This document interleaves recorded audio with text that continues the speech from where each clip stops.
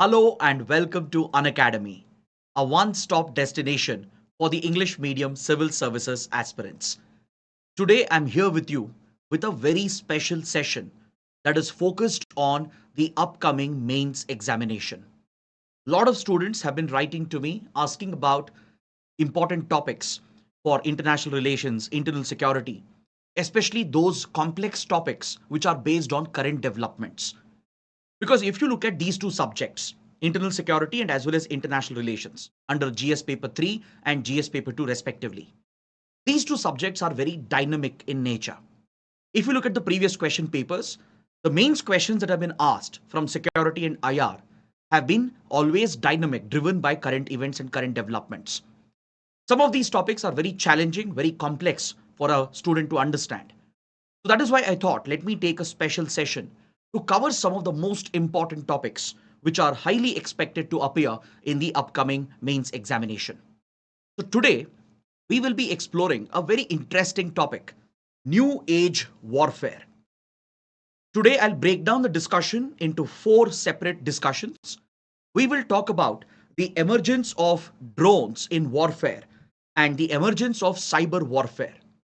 We will also discuss the increasing usage of AI based weapon platforms and military hardware, which is making the battlefield network centric and more autonomous.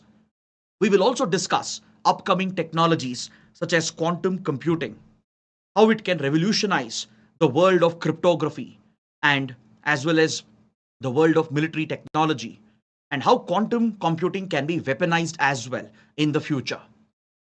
So these topics are highly relevant for GS paper 3 under internal security, and it is also relevant for GS paper 2 under international relations. You can even expect a possible essay topic on the new advances that are taking place in the field of military technology and how this is changing the landscape of warfare. Because in the last 3 years in particular, we have seen various conflicts erupt around the world, be it the Russia Ukraine war or the Gaza conflict and the wider conflict in West Asia or the recent India Pakistan conflict. In all these new conflicts that we have seen the deployment of some of these new age weapon systems. Drones have been extensively used from the Ukraine theater to Gaza to Lebanon to even the India Pakistan theater. During Operation Sindoor, I'm sure you remember how both India Pakistan they leveraged their drone capacity to target the other side. We will also talk about the advances in cyber warfare, in cyber security, what threats are present, what India is trying to do. So we will be covering these interesting topics today. But before I start, let me provide you a breakdown as to what we are doing today. This would not just be a normal discussion. I would provide you a detailed analysis, a deep dive into these new technological trends, which is influencing warfare and the battlefield of the future. We will also share the PPT with you after the session ends. But for that, you have to join my Telegram channel. I'll be sharing this PPT with the annotations, with all the notes. There are some detailed pointers that I have included so that you have ready points ready for your mains answers. So if you want the PDF or the PPT, please scan the QR code, join my Telegram channel. After the session ends, I'll be sharing that over my Telegram channel. Then apart from that, we will also discuss some practice questions, some PYQs related to this topic. In previous exams, UPSC has already asked few questions on cyber warfare. But going forward, what kind of questions can you anticipate? So let's look at some of these questions. I will discuss the model answers as well. So I want all of you to stay with me for the next 1.5 hours. We will not only carry out a thorough detailed analysis, you will also get these pointers along with the practice questions and the model answers. I will take your questions as well in the chat box after each and every topic.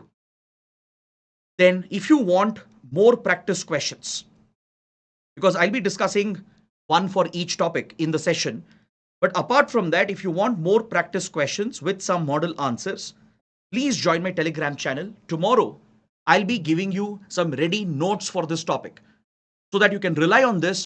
And if there are questions asked from here, you can directly answer them and use these points to directly include them in your answers. So let's get started. But before that, I have a couple of important announcements. Those who are preparing for 2026 and beyond, you have a golden opportunity to join Unacademy's online classroom program. Starting today, we have launched a new batch, the Foundation Batch. And in the morning at 6 a.m., I have started with the IR classes. A comprehensive batch for international relations has begun, and this course will give you access to all the live and recorded lectures. It will give you access to the study material and test series, and as well as doubt resolution and mentorship sessions. The best part is you can access the course at just 19,999, and you also stand to get up to 12-month free extension. So on the subscription page, you might see a different fee. So to avail this offer, you have to enter the code IAS English. So those interested can click on the link provided in the video description below. And for serious mains aspirants who are looking for answer writing practice and guidance to prepare for the mains exam, we have launched one of our ambitious initiatives, Conquer Mains 2025. This initiative also starts today from 7 p.m. on the Unacademy platform. And under the Conquer Mains initiative, we will be taking up 50 classes, 50 live lectures across subjects. And along with that, we will be covering important static topics, current affairs. You will get access to our UCAN program as well, Unacademy's Current Affairs Navigator program, where we cover subject-based current affairs. Every month, we have 15 classes for current affairs under the UCAN initiative. You will get free access to the current affairs program as well. And the best part is we will provide you a lot of answer writing practice in these sessions. The whole purpose of Conquer Mains is not just to help you cover the static portion and the current affairs portion, but also to focus on answer writing. So we will give you lots and lots of questions in each session, and the educators themselves will evaluate your paper and give you a detailed feedback. Is that clear? In the class, we will carry out a live evaluation, provide you live answer writing practice, and we will provide some extra practice questions as well. So after the session ends, we will evaluate them. The teachers themselves will evaluate them, not the mentors or subject experts, and give you a detailed feedback. So this course is available at just 5,999. This also includes few answer writing sessions from the toppers, from the previous toppers of the civil services exam. So this is a right opportunity for you. It's a good, well-planned, well-structured program for the next 2.5 to 3 months to prepare you for the upcoming mains exam. So those interested can click on the link provided in the video description. Now let's get started without wasting any further time. Let's talk about the role of technology in warfare. First, let's have a general discussion on what role military technology has played in warfare, how it has evolved over the years, what is its impact, and then we can discuss the 4 topics which I mentioned. See, technology has always been an integral part of modern warfare. In fact, not just in modern times, even since ancient prehistoric times, even the slightest technological advance has been incorporated into warfare.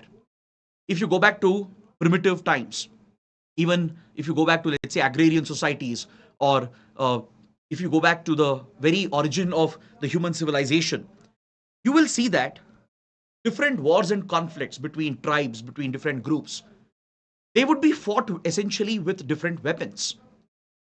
So as tool making advanced thousands of years ago, as humans learned how to make tools, sharp edged weapons came out. These sharp edged weapons would be deployed in combat since prehistoric times. Then with further advances, with the discovery of new metals and minerals, with the advances in metallurgy, in furnaces, etc., sword making became a essential part of the military technological complex, which started developing hundreds of years ago.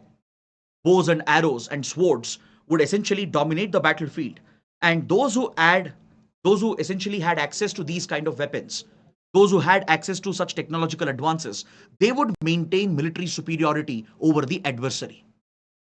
And this is true across time, be it in medieval times, modern times, in contemporary times.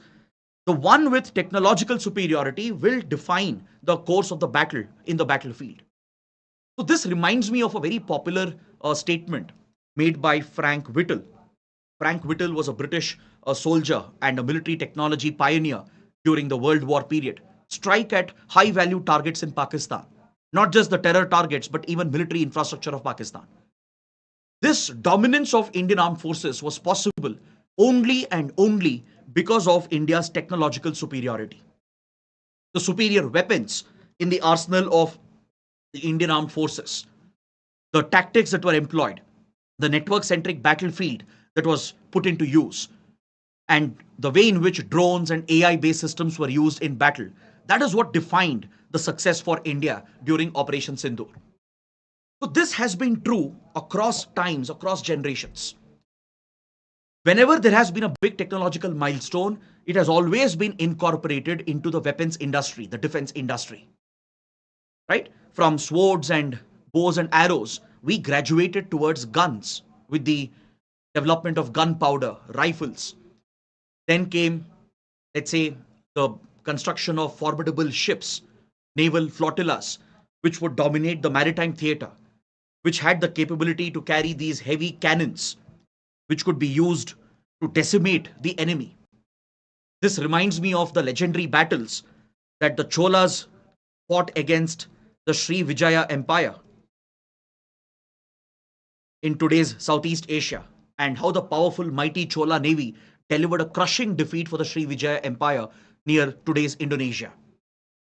So, across history, battles, wars have been defined by technological superiority. It has always been about overwhelming force. Either you should have the manpower, you should have enough number of soldiers to overwhelm the enemy, and they should be better equipped.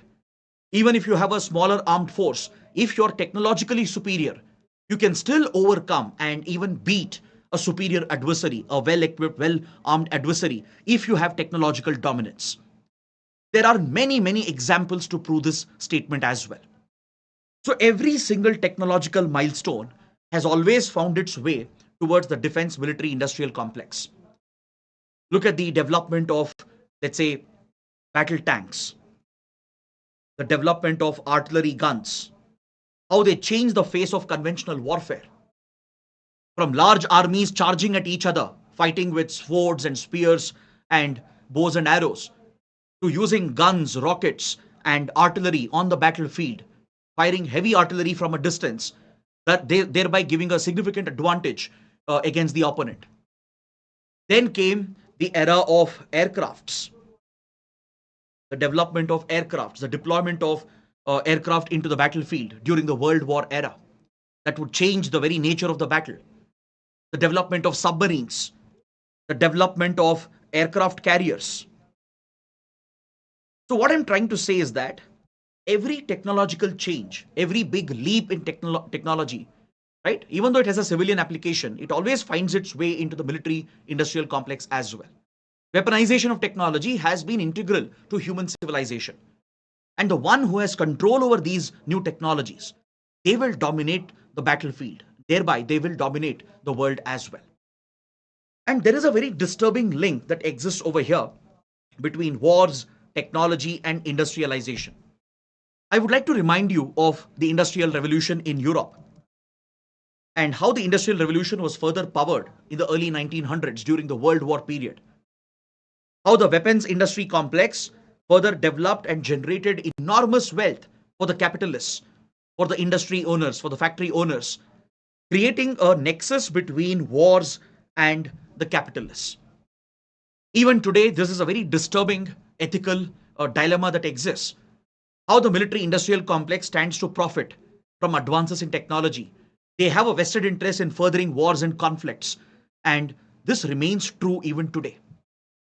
So, today, when you look at the new technologies that are coming up, be it AI, the advances in robotics and machine learning, and the possibility of the development of a quantum computer in the coming days, and how cyberspace has evolved, how the internet has evolved, and how they are being deployed in wars, in battlefield. This is changing the very nature of warfare. In fact, this is not even the stuff of science fiction, right? This is not something which is going to happen in a dystopian future. This is already the reality. We have already witnessed the entry of new age weapons, which are defining the new age wars which are breaking out. So, the one with technological superiority, the one who has access to critical strategic technologies, they will dominate the battlefield and thus they will dominate the geopolitics as well. But this is where a deep concern also comes up. I'm reminded of a very profound statement made by Alvin Toffler, an American historian, military expert. He had warned about the advances in technology and its militarization. He said, our technological powers increase, but the side effects and potential hazards also escalate. Because with every new technological milestone, don't you think that would trigger a new arms race? If one country procures a new technology and advances its weapons and gains military dominance, don't you think the rivals, the adversaries, will also pursue the technology, triggering a deadly arms race, which could heat up the tensions between them, result in unnecessary conflicts, further bringing a lot of misery to the world? And that is what we have seen throughout history during the Cold War period. The advent of nuclear weapons, ballistic missiles, would change the very nature of warfare. In Second World War, the US would deploy its nuclear arsenal. Right? For the first and only time, we have seen a nuclear conflict when the US dropped the nuclear bombs on Hiroshima, Nagasaki. With that, we saw the advent of WMDs, weapons of mass destruction, weapons that could carry out mass destruction of civilians without distinguishing between combatants and non combatants, weapons that would be lethal, that would decimate lakhs of people, millions of people in one go. So these advances, it has not really made the world safer. It has exposed us to the possible risk of a future global conflict. But there are experts who argue that nuclear weapons have been the best deterrent, that nuclear weapons have brought peace to the world. I know it sounds like an oxymoron. How can a weapon of mass destruction bring peace? See, these experts are also right in some aspect, because when countries possess nuclear weapons, especially the major powers, the big rivals, if they possess nuclear weapons, this creates a strong deterrent to prevent wars and conflicts. Now, why do you think US and Soviet Union never engaged in a direct combat?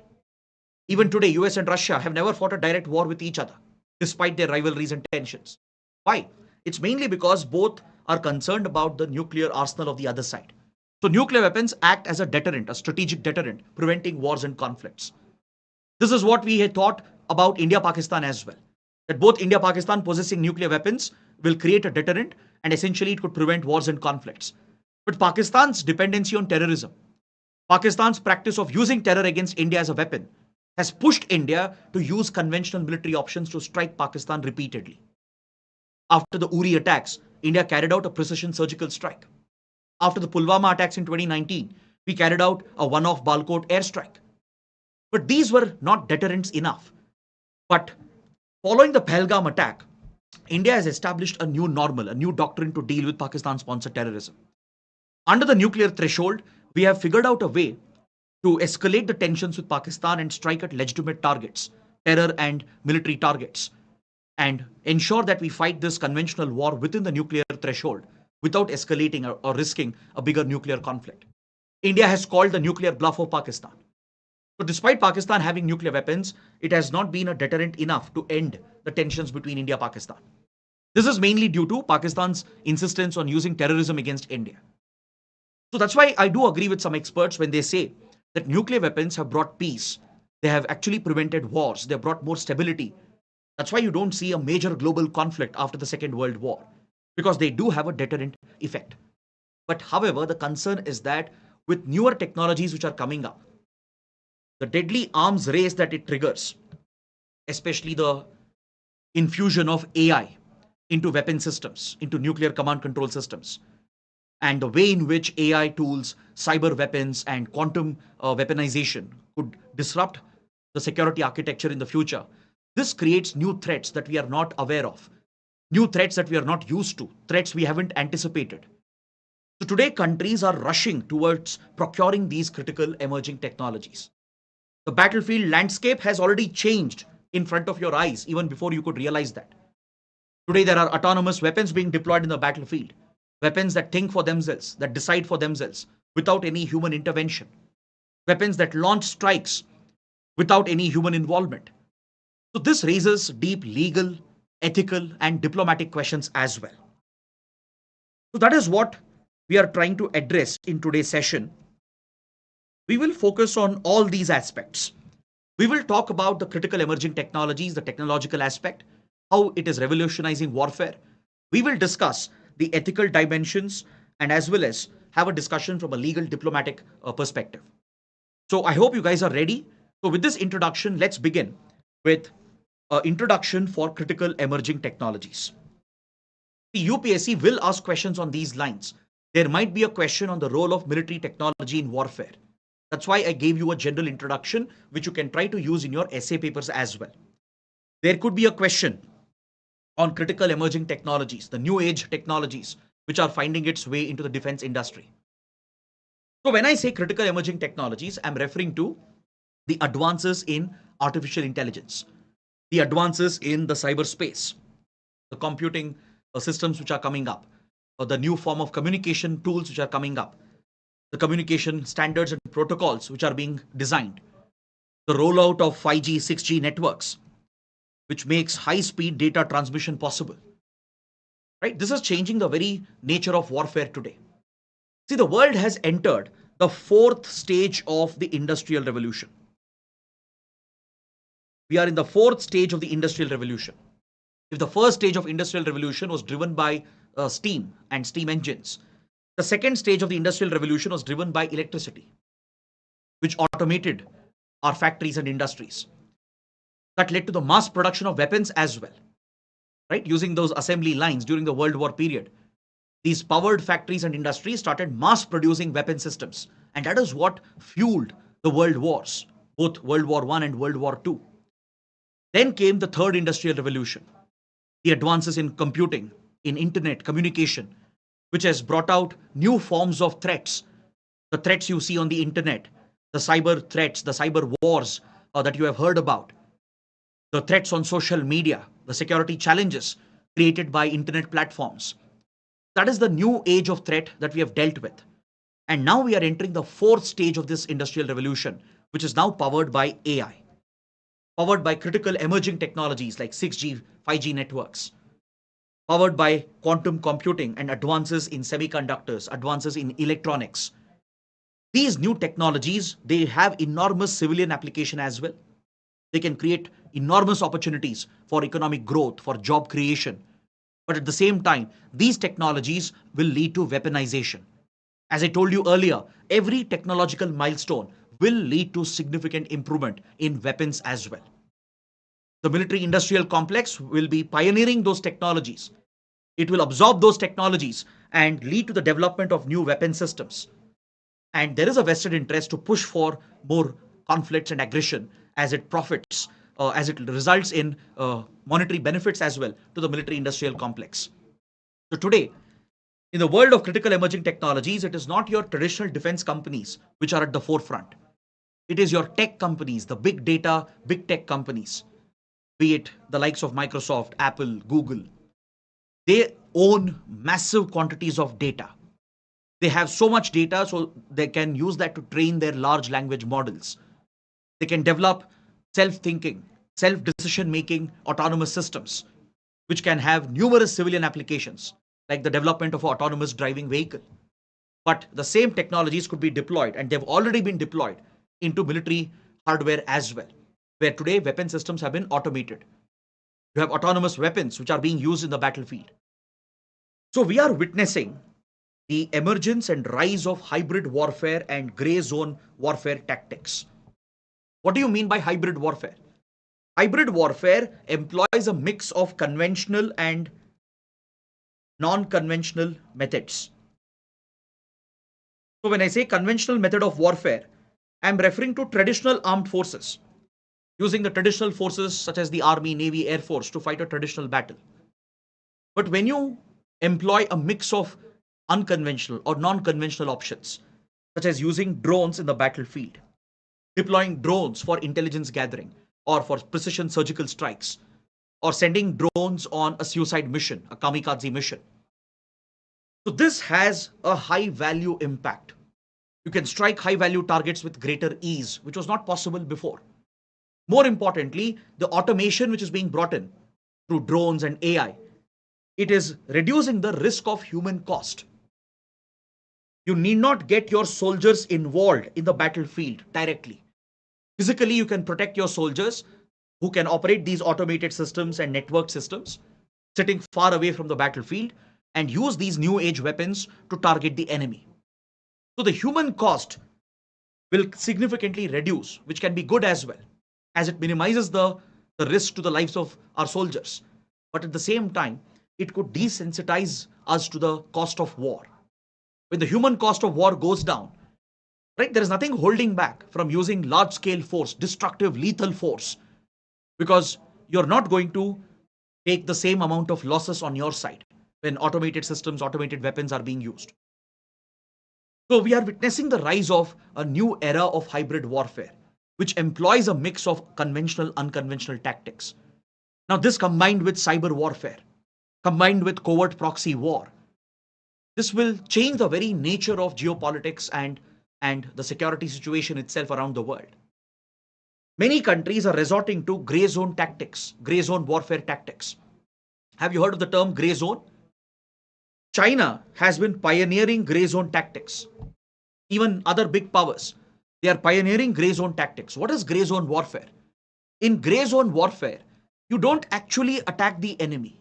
You just stop short of a full-fledged war, but you do everything else possible under the threshold of a war. Now, let's say China wants to threaten Taiwan. Instead of attacking Taiwan directly in a conventional manner, China will do everything else, resorting to economic sanctions, imposing a military blockade, launching a major cyber assault on the critical information infrastructure of Taiwan to cripple the economy of Taiwan, resorting to, let's say, covert options to disrupt Taiwan's economy and Taiwan's security situation, right? So this essentially doesn't result in a full-fledged war. Technically, you're not in a state of war with the enemy, but you're using every step, every measure possible, which is just one step short of war. This is what we mean by gray zone tactics. So this creates a difficult situation for the opponent. The opponent can't declare this as a state of war because the enemy has not launched a full-fledged war. But still they are crippling you, targeting you with other low-scale options which are available today because of the advances that have happened in technology. Imagine AI-driven bots launching major cyber assaults on your critical infrastructure. Even without firing a single bullet, a country can be brought to its knees in today's cyber-driven warfare domain. So that is the kind of capabilities that China, US, Israel to some extent have been building up. And there are some lessons for India. So let's quickly look at each of these domains individually. Let's start with drone warfare. Let's understand what is the role of drones in the battlefield. UPSC might ask you a 10-mark question, a 15-mark question, asking you to detail the employment of drones in battlefield. We haven't got such a question till now, so there is a very high likelihood UPSC might ask this question. So what roles do drones perform in the battlefield? Drones are very versatile. Drones are essentially unmanned aerial systems, unmanned aircraft, or today you have underwater drones as well. Correct? You also have automated land-based weapon platforms which are also able to operate on their own, or they can be remotely controlled by a human operator. So don't assume that drones are always referring to aerial drones. Unmanned aircrafts or unmanned aerial systems, they are one subset of the drone category. Drones could mean underwater drones as well, which are being deployed in naval battles. For example, Ukraine has effectively used underwater drones to target the Russian Navy. Russia also has effectively used underwater drones to target Ukrainian naval and maritime assets. Then over land, automated weapon systems are being used in counterinsurgency, counter-terror operations, for precision targeted strikes at high-value targets, for bomb detection, bomb disposal. So without risking your soldiers, you're deploying these unmanned systems in the battlefield, on the land, in the air, and also on the water or underwater. So these automated systems or unmanned systems are drones. So drones need not be automated. Some of them are automated, but they need not be automated, but they are unmanned.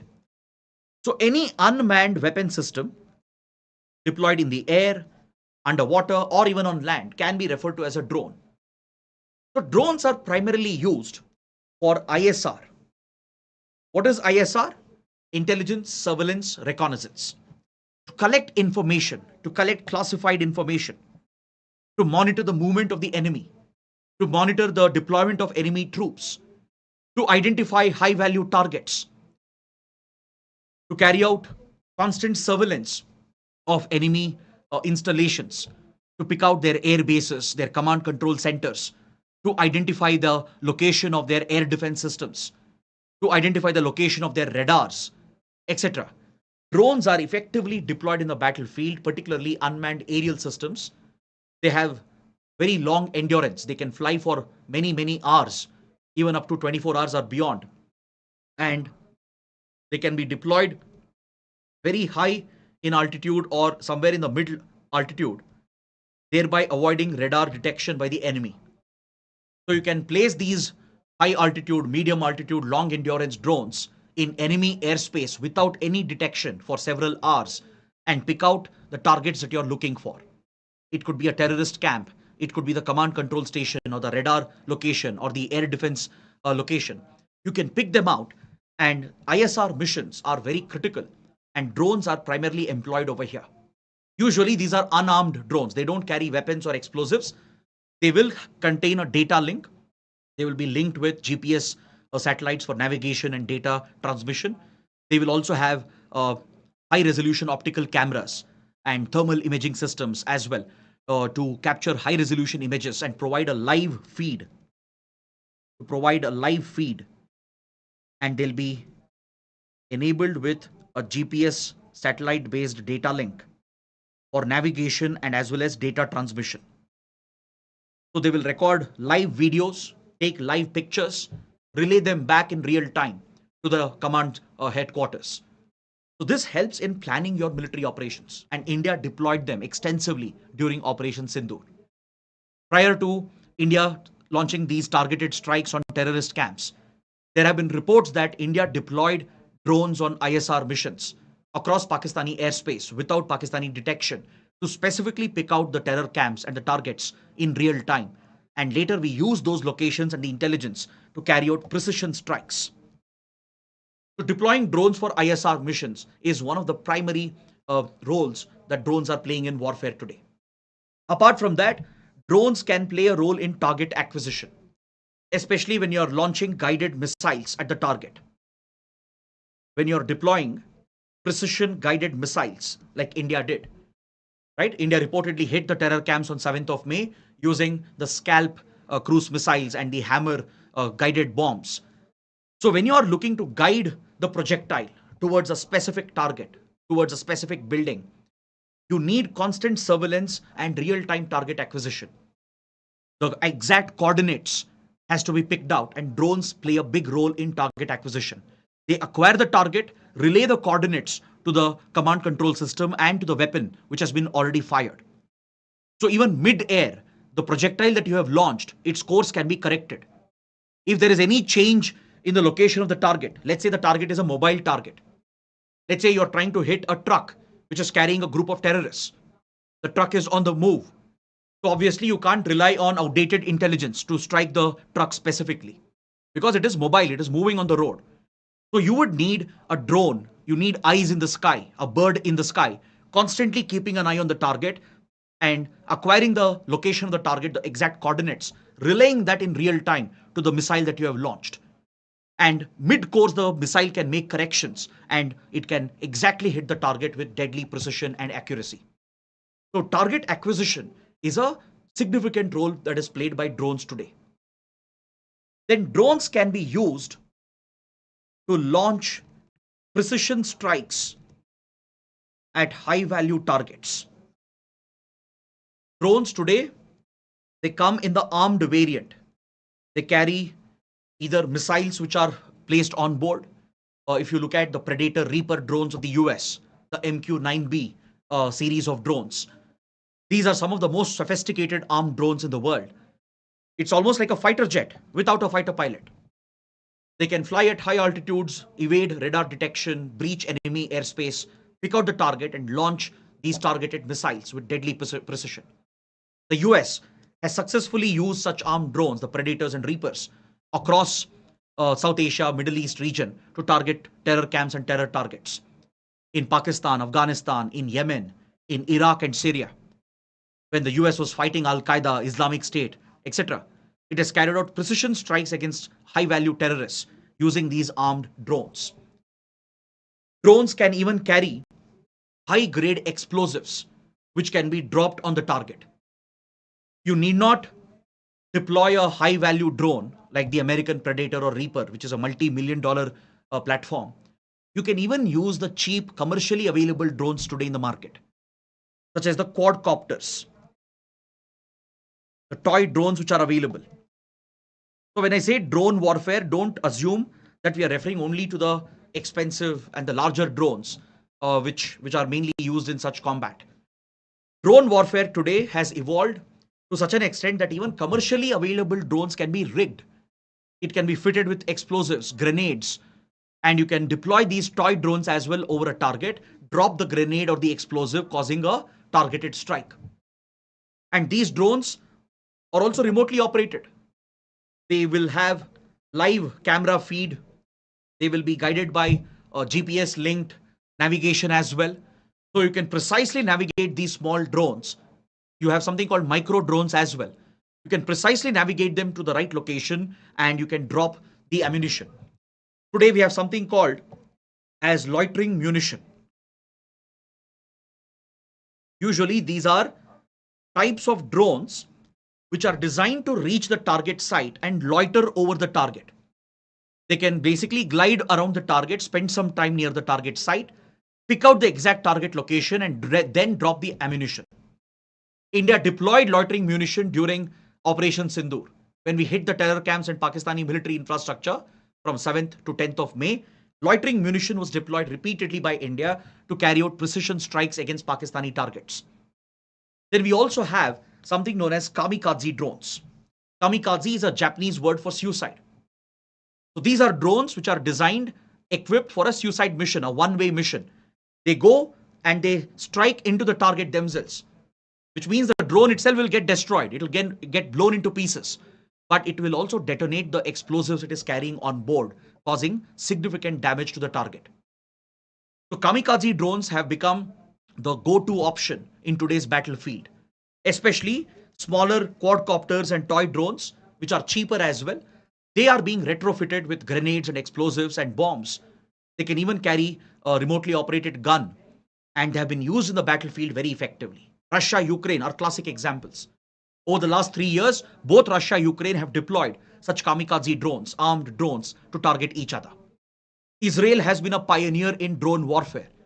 It has used drones with deadly precision to target Hezbollah leadership in Lebanon, to hit Hamas in Gaza, to even strike at Iran and as well as the Houthis in Yemen. So this has changed the very nature of the battlefield today. You're not risking your multi-million dollar fighter jets. You're not risking your fighter pilots. You're keeping them safe using these unmanned systems with deadly precision, and it's all possible because of the latest advances in military technology. So this has reduced the cost of war.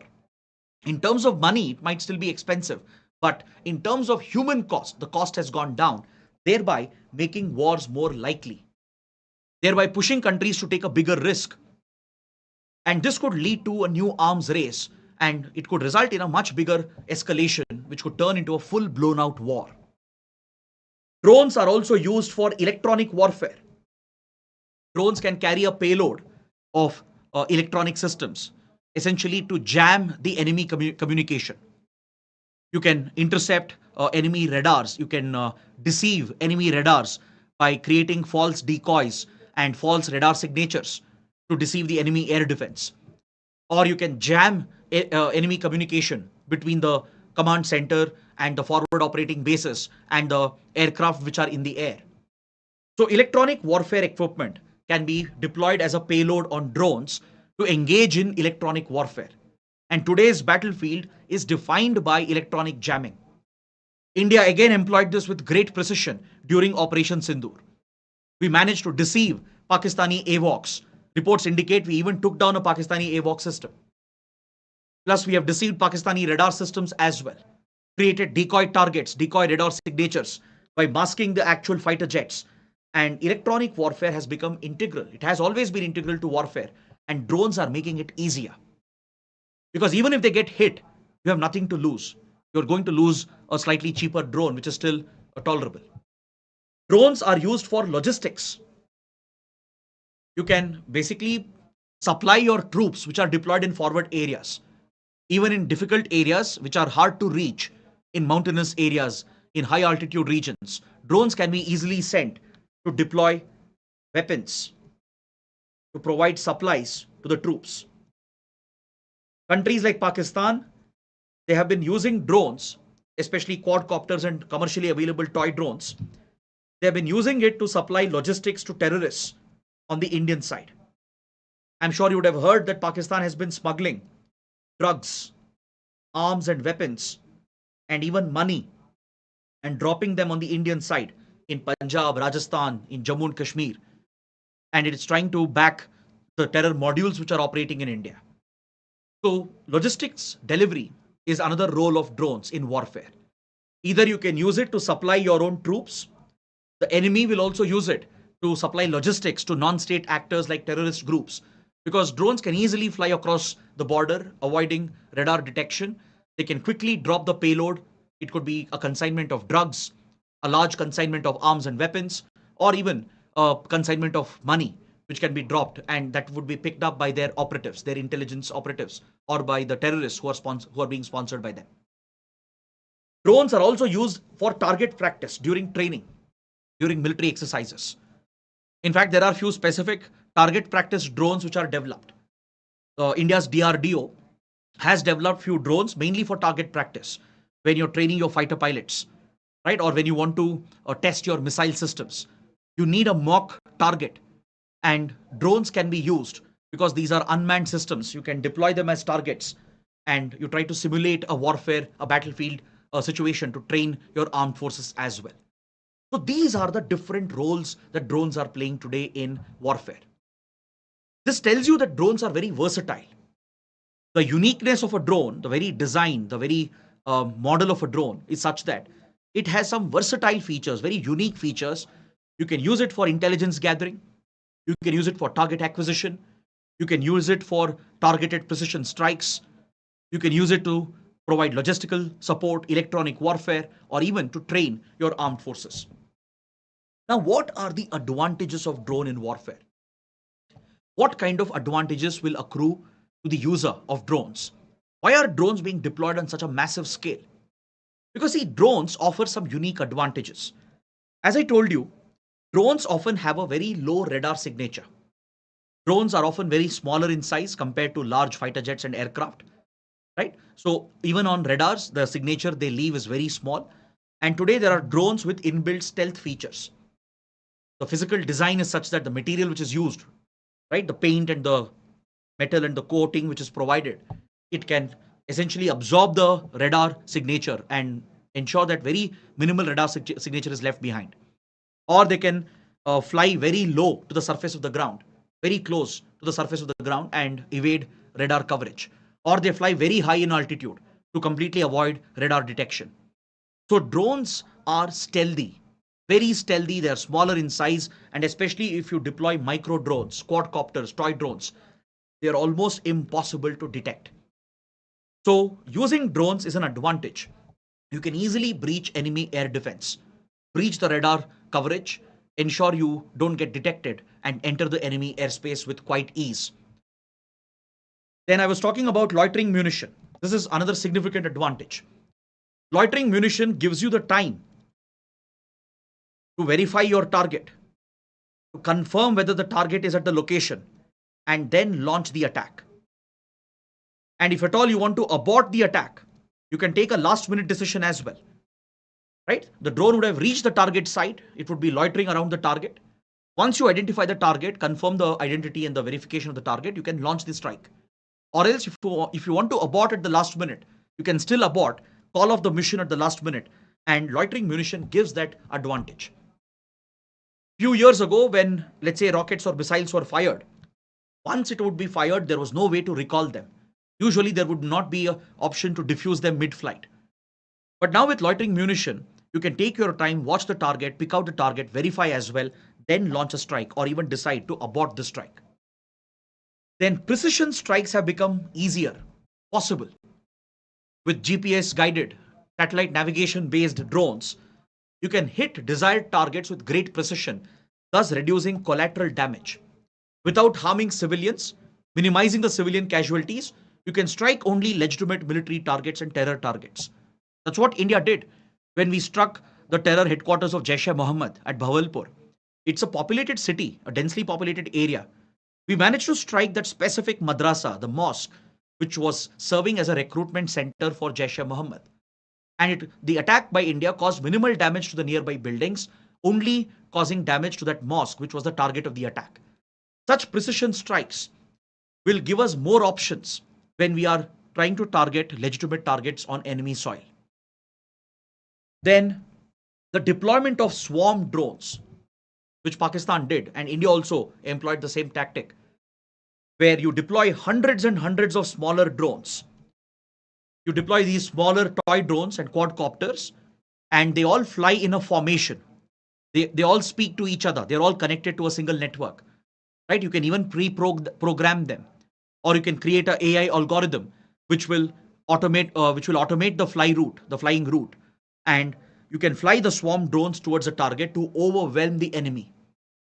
Right? Your air defense systems may not be able to pick out each and every drone which is coming in, and you will end up launching interceptor missiles at some of these rudimentary drones, which will exhaust your resources, your weapons, and it will expose your location as well, the location of your air defense systems, your radars, and the enemy might use that intelligence to carry out a second strike. So, overwhelming the enemy's capacity using swarm drones has become a lethal, effective technique, and it's very cheap because you're not using the expensive multi-million dollar drones. You're using toy drones and quadcopters, which are available for a few $1,000s on the commercial market. That's what Pakistan did. It fired 300, 400 drones at one go, right? And they were all coordinated in their flying formation. That's what we call as a swarm.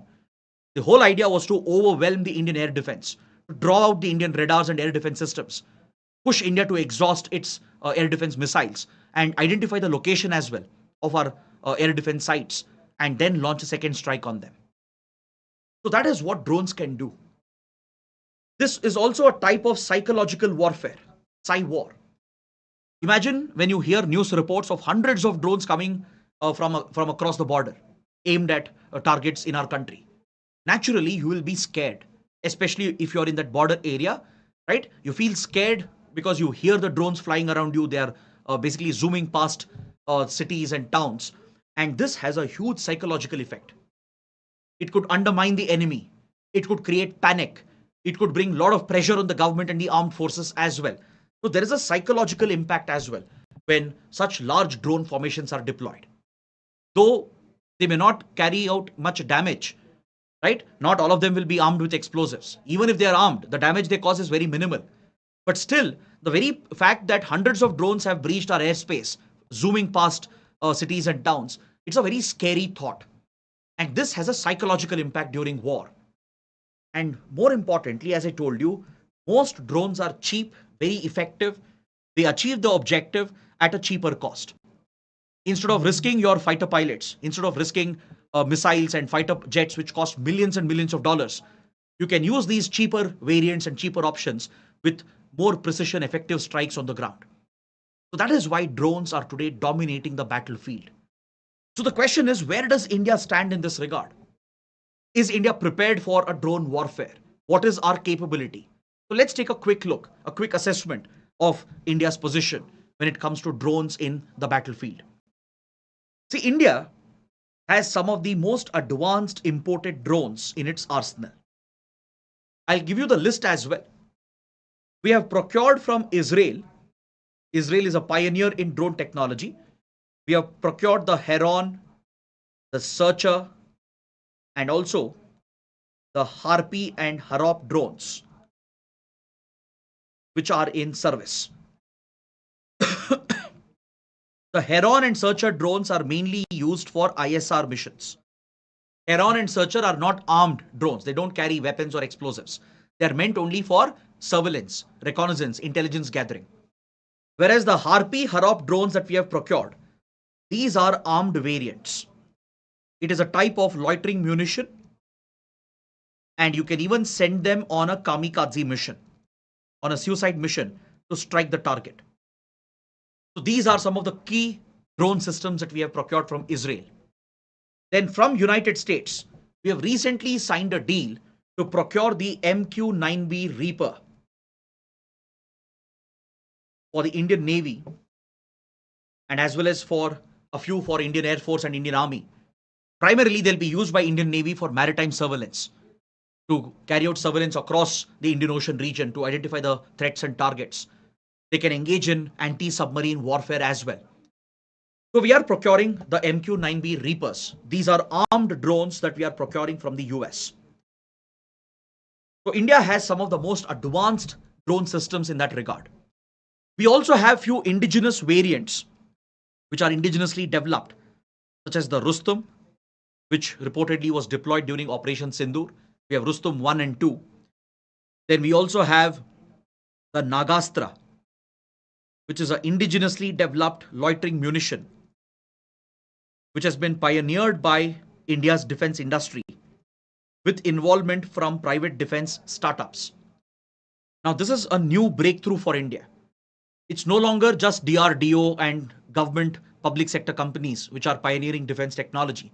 Today, we have private players as well, private companies, big organizations playing a role in the defense sector. We have small startups, defense startups, because we have opened up, liberalized the defense sector, attracting foreign investment as well. So Nagastra was developed in coordination with the private defense startup industry of India, and this was actively deployed during Operation Sindoor, an indigenous product which saw combat during Operation Sindoor. So Rustum drones, Nagastra, and there are few more variants which are under development. We have a target practice drone as well, the Nishant series, the Nishant variant. Then we are working on few drones which can specifically target battle tanks. They will be armed with anti-tank guided missiles. Imagine tomorrow if there is a land-based battle involving battle tanks and artillery systems. These drones can be deployed, which will specifically target the incoming enemy battle tanks and artillery systems to take them out. So such specialist drones are also being developed indigenously in the country today. So with regard to the equipment that we have, India is well equipped, well armed.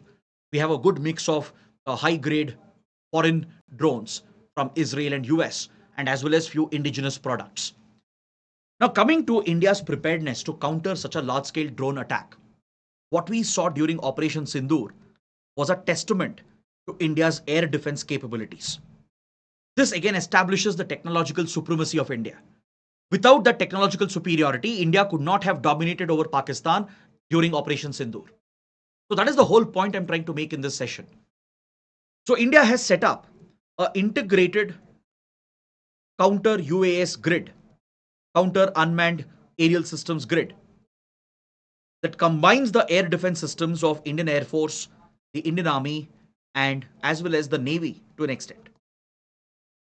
So it's an integrated command comprising of a series of radars on the ground, a series of satellites and drones which look out for the enemy attack. They pick out the targets, the exact location, and there is a multi-tier response which is deployed by India to target the incoming projectiles.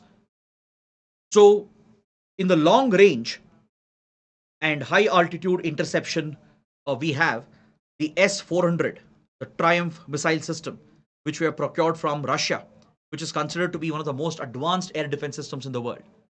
But the S-400 or Triumph is used only for high value targets. You don't use a multi-million-dollar missile to hit a basic commercial drone, which won't even cost few $100s. Right? That is a wastage of resource. So S-400s are pressed into action. They form the first tier of air defense, mainly to hit high value assets. like a AWACS plane or a military fighter jet or a transport plane of the enemy, those high value assets or incoming missiles, ballistic missiles, they are intercepted by a platform like the S-400. Then in the mid-range, mid-altitude segment, we have the second tier of air defense, comprising of missile systems like the Barak, which we have procured from Israel. It's a joint project of India, Israel. And along with that, we have the indigenous Akash and Akash Next Generation, which performed phenomenally well during Operation Sindoor. In fact, according to reports, most of the interceptions we carried out of Pakistani drones and projectiles was successfully done by the Akash system. S-400 was rarely used, mainly to target one of Pakistani AWACS, which was hit deep in Pakistani airspace. But other than that, it was primarily the Akash and a mix of Barak, which was used for mid-range air defense. Now, if the drones and the projectiles get through the first two layers, let's say they have breached the first and second layer of air defense, then comes the close-in range weapons, the short-range, low-altitude weapon systems. When the projectile is approaching the target, right? When you can almost visibly spot the drone or the incoming projectile, then you deploy your close-in range weapon systems, and we have systems like the Pechora, Shilka, the L-70 and 72 anti-aircraft guns, and even sniper rifles. Snipers who are experts in precision strikes using their sniper rifles. They are deployed at the target site to ensure that projectile is taken down when it is approaching the target. So we have these old Russian Soviet systems like Pechora, Shilka. These are very old, outdated systems, but we have improvised them. We have adapted them. We have redeveloped these Russian and Soviet systems, and we are still using, even though they are old, we are still using them effectively in the battlefield. And we have the L-70, 72 anti-aircraft guns, which are deployed across air bases and vital installations, where you physically spot the projectile and target the incoming drone. And you have snipers deployed who will spot the drone and physically take out the drone. Apart from this, India also has few non-kinetic options. Now, whatever we discussed, these are all kinetic options of intercepting drones. When I say kinetic, I'm referring to the usage of physical force, where you are physically destroying the drone by firing an interceptor.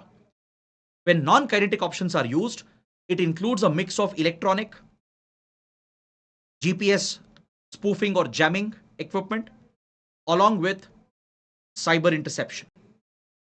So you either jam the signals of the drone, break its data link and GPS link, or hack into its data link and feed a wrong GPS coordinate into it, or force the drone to land by taking over the control. By hacking into the data link, you take over the control of the drone and land it in your territory so you can capture it intact.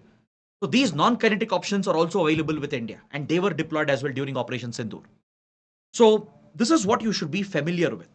The types of drones, the countermeasures which are available. There could be very specific questions on this as well. Now, coming to my last point in this regard, the usage of drones and automated weapon systems, it raises some deep, disturbing ethical and legal questions. Because there is a legal gray area in which these new weapons are operating. Right? The usage of such weapons is not entirely, seen as legal as per international law. Because when you're deploying automated systems or even remotely controlled systems, you are taking the soldier away from the battlefield, which means either the machine is deciding for itself through an AI algorithm, or there is a remote controller who's taking the call to open fire from a safe distance. So when you do this, this brings up serious ethical questions, questions of human rights, questions of international law and diplomacy. Because when the soldier is not in the battlefield, the way they think about the target could be something different. It's like playing a video game, right? Imagine you're a drone operator. You're sitting hundreds of kilometers away from the battlefield, flying a drone, looking at the live feed coming from the camera, the data being sent from the drone itself, then taking a decision, a call whether to launch the missile or not. Now, how will you actually distinguish between civilians and non-civilians? How will you ensure the damage caused is minimal? How will you ensure the force used is proportionate? You are desensitizing the soldiers. It's almost like playing a video game, right? So this debate has come up in the US as well. When the US scaled up its drone warfare program, especially when the CIA was using the Predators and Reapers across Afghanistan, Pakistan, Yemen, and Iraq to hunt terrorists, serious questions came up regarding drone operators being in the US, flying drones thousands of kilometers away, striking targets as if it was a video game. When you're detached from the battlefield, you're detached from the emotions as well, right? The human emotions play a big role. The human conscience plays a big role. And upon that, if these drones are automated, if they're fed with predetermined targets, and if there is a AI bot or a AI algorithm controlling the drones, and if the decisions are being made by the algorithm itself, by the machine itself, that raises even more disturbing ethical questions. Right now, we don't have a specific international law to regulate such aspects of warfare. So it falls into a gray area. That is why there is a need for countries to come together, to come out with an international treaty or a convention to regulate critical emerging technologies and their weaponization, how these automated weapon systems will be used, how drones will be used. There is a need to set the rules of engagement. Because whatever conventions we have today, be it the Genocide Convention, the Geneva Conventions for warfare, they are all outdated. They dealt with the old world warfare, the conventional method of fighting wars, which comes from the World War era. So those conventions, those treaties are not adequate to deal with the new technologies which have come in. You don't even need a soldier on the battlefield to kill the target. So how will you account for the legal complications, the ethical dimensions, the human right issues which might come up? Right now, there is no legal coverage for this. There is a gray area in which they are operating. That's why there is a need for the global community to work out some sort of framework to set the rules of engagement. So I hope everybody has understood this topic. It's a very crucial topic. Now, please take up this practice question. Take up this practice question, and I'll take your questions as well in the live chat box. Then we have three more topics left for today, which we will discuss one by one. So I hope it's been an interesting session till now. Let me know how it is going, and please look at the question. Drones have revolutionized the battlefield owing to its versatile features. So that is a statement which has been given. Next part of the question says, examine the challenges and opportunities they create for India. So it's a 15-mark question, 250 words. So what you can do is, see, when you are answering a mains question, please take some time. Take 20-30 seconds to read the question properly, understand what the question is asking, and always ensure your answer does justice to the question which has been given. Because see, you have to stick to the word limit. You can't fall short of the word limit by a big margin. You can't overshoot the word limit by a big margin. So the answer should be somewhere between 230 to 270 words, which is still acceptable. And you have to write the answer in the given time limit, right? You can't take 20-30 minutes for one answer. You have to write the answer roughly in 7.5 minutes. That's the time you get on an average in the mains exam per question. Clear? You get around 6 to 7 minutes for the 10-mark question, maybe around 9 minutes for the 15 marks question. So on an average, around 7.5 minutes. Now, how do you build a good answer? Because you already have the content. I'm sure many of you would know the points. You will have the information. But how will you concise all those points, present it in a good way? So how will you structure the answer so that it does justice to the question? This is the skill that you need. That is the whole purpose of this session as well, to discuss such key topics which nobody else will cover. No single book will give you information on this topic. You'll have to refer multiple sources. That's why I was urging students to watch the session, because we'll not only cover the topic, we will discuss questions as well and understand answer writing approach. So what you can do here is that first, in the introduction, you can talk about the first opening statement. The question is saying that drones have revolutionized the battlefield owing to its versatile features. So many students, what they do, they ignore the first statement, thinking it's not part of the question. They only try to address the second part of the question. Please understand, in every mains question, there are different subparts. There might be 2, 3, sometimes 4 subcomponents. And your answer will have to address and do justice to each and every subcomponent. So in the introduction, you can talk about how drones have revolutionized the battlefield. What are its versatile features, which basically makes drones the most used weapon platform today in the battlefield? So based on what we have discussed, I'm sure you can provide a decent introduction.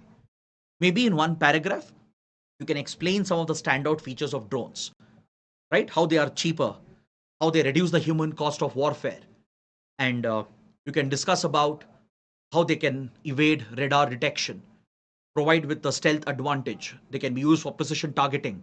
Mention some of those versatile features and point out that these are revolutionary aspects of a drone. So that's why they are finding such large application in the battlefield. So you're expressing your opinion about the features of drone, why it is being deployed on a large scale in the battlefield. So that is one approach you can take. Or another approach, what you can do is you can just agree with the statement. You can say, yes, drones have indeed revolutionized the battlefield. We have seen examples of that. Maybe quote few examples like Russia-Ukraine war, India-Pakistan conflict. And then in the body, you can point out the versatile features.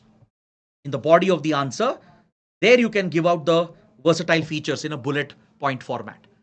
So there are different ways of approaching answer writing, right? So I just gave you two different approaches.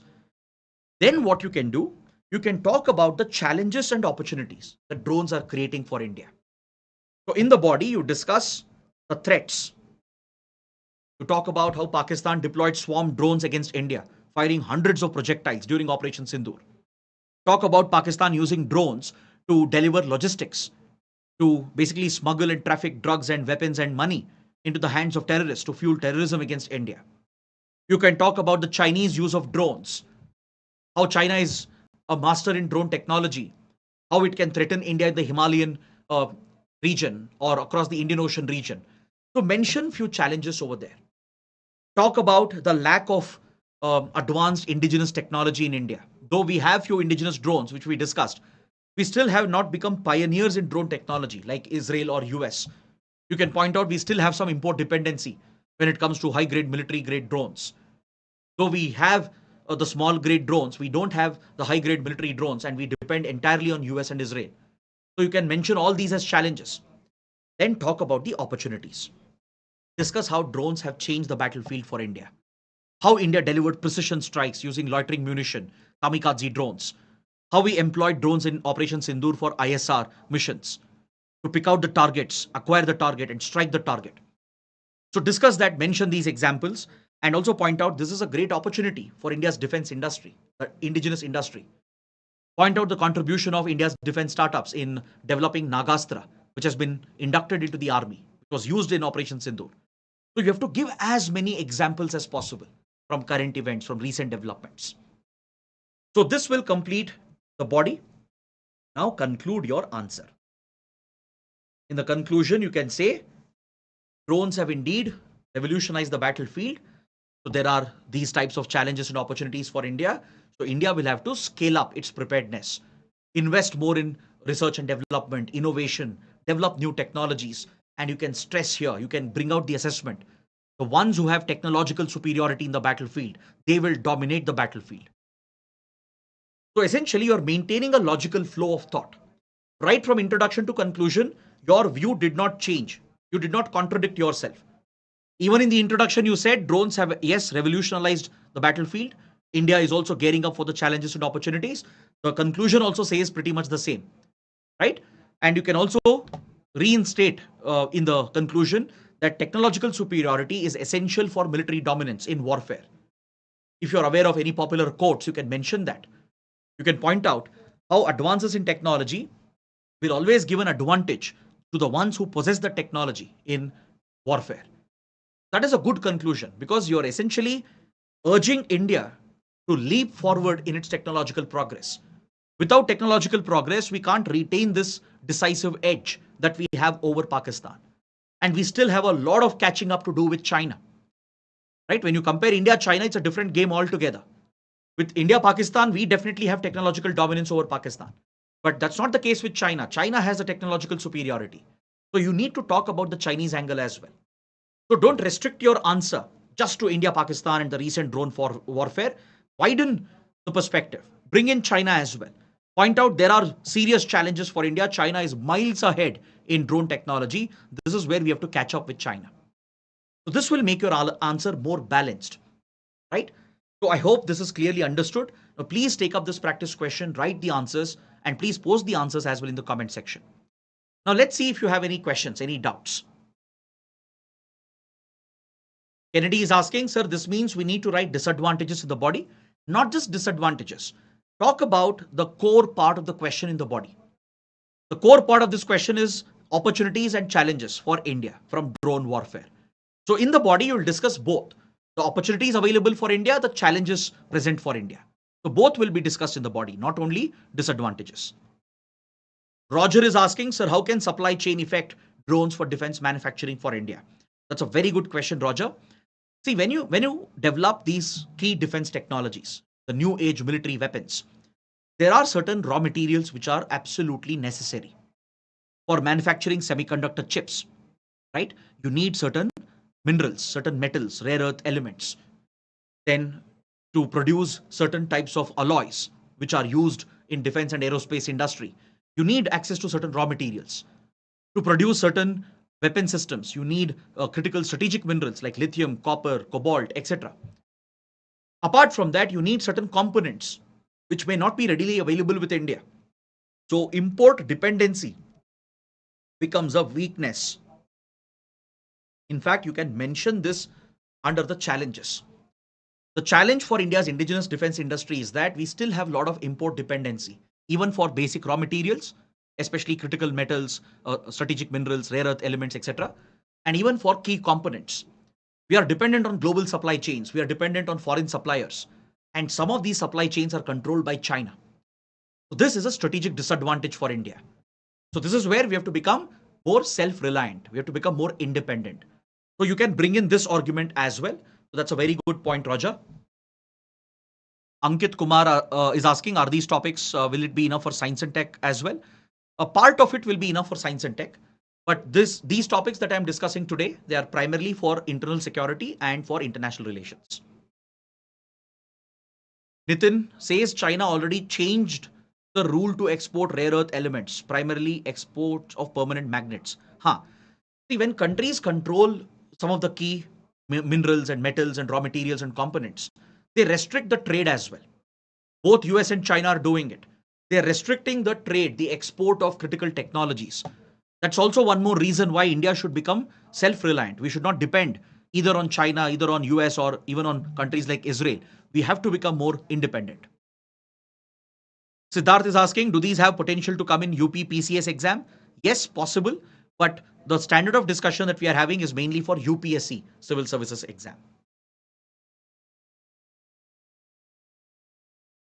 Mohammed Javed is asking, is unmanned autonomous vehicle also considered a kind of a drone? Yes.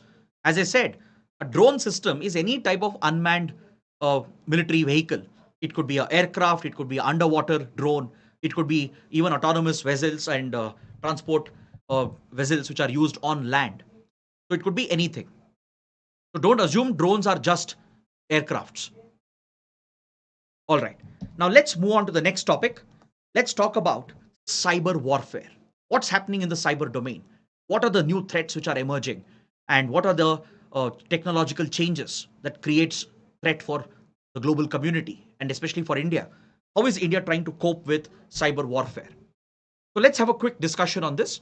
Then at the end, we'll take up AI, how AI is being integrated into military weapon platforms, and finally, quantum computing, which is an upcoming futuristic technology. Cyberspace, as it evolved in the 80s and 90s, it has become the fifth dimension of warfare. I don't know if you guys are aware of this. Traditionally, there were three dimensions of warfare. Let's say a few decades ago, right? Or let's say we go a few centuries back in time. Historically, there were only two dimensions of warfare where battles were fought. Battles were fought on land. Land was always the first dimension of warfare, where all the battles would take place, the traditional conventional battles between large armies, right? You might have seen these epic historical periodic movies and dramas which depict large armies clashing, running towards each other in an open battlefield. So that's a historical version of a traditional battle fought on land. So land has always been the first dimension of warfare. Then came water, the second dimension of warfare. As humans learned how to build boats and ships, They started engaging in battles in the water domain as well, on rivers, in the seas and oceans. You might remember the example of the Ahom kingdom in Assam, how the legendary Assamese warrior, right, fought against the Mughals on the Brahmaputra, a legendary naval battle. You might have heard about the naval exploits of the Marathas, and as well as someone like Rani Abaka from coastal Karnataka, and as well as the Cholas, which I mentioned earlier, right? So we have a lot of historical examples to talk about maritime warfare, water-based battles. This was the second dimension. Then, with the advent of aircraft, then air became the third dimension of warfare, which is more recent, right? Aircrafts came out only in the last 100 odd years, right? So it was only in the World War period in early 1900s with the evolution of aircrafts. Aircrafts were immediately deployed because this was a huge milestone, a technological milestone. The moment we pioneered flying, even when rudimentary aircrafts were built by 1920s, 30s, they were immediately deployed into the battlefield. And that's how the air forces were raised around the world. The Second World War became more deadlier, more lethal, more destructive because of the emergence of air power. I'm sure you would have heard about the Pearl Harbor attack, how the Japanese Air Force carried out these kamikaze strikes on Pearl Harbor in Hawaii, a prominent American naval base, which caused severe destruction to the US Navy and dragged US into the Second World War. Then across the European battlefield, right, air power was heavily deployed by the Nazis, by the Allied powers. Then even in Africa, even in the Indian subcontinent, both Britain and US, they actively deployed their air force to fight against imperial fascist Japan, which was essentially invading across Asia. So the advent of air power opened up the airspace as the third dimension of warfare. Then came the fourth dimension of warfare. What is the fourth dimension? Anyone? Can someone give me the reference for the fourth dimension of warfare? What is the fourth dimension of warfare? What is this new domain that evolved where new battles and new arms race got triggered? If cyberspace is the fifth dimension, then there is something which is the fourth dimension of warfare. So, what is this fourth dimension? Anyone? Any idea? Supply chain? No, not supply chain. Which is the fourth dimension where an arms race began, where militarization began? Very good. Anchal Saini has answered correctly. It is space, outer space. During the Cold War, a space race broke out between US and Soviet Union as they started rushing towards the moon, towards deploying satellites in orbit, right? This led to the development of long range intercontinental ballistic missiles so that easily nuclear warheads could be delivered, triggering a space race, an arms race in outer space, leading to the militarization of space. Today, you have military satellites in orbit. Countries have the capability of space weapons. They can take out enemy satellites in orbit. Very few countries have that capability. US and Russia, China, and recently India. India also has tested space weapons recently. So, space became the fourth dimension of warfare. So, after outer space, which emerged in 1950s, 1960s, then we had the fifth dimension of warfare, which is the cyberspace in the 80s and 90s.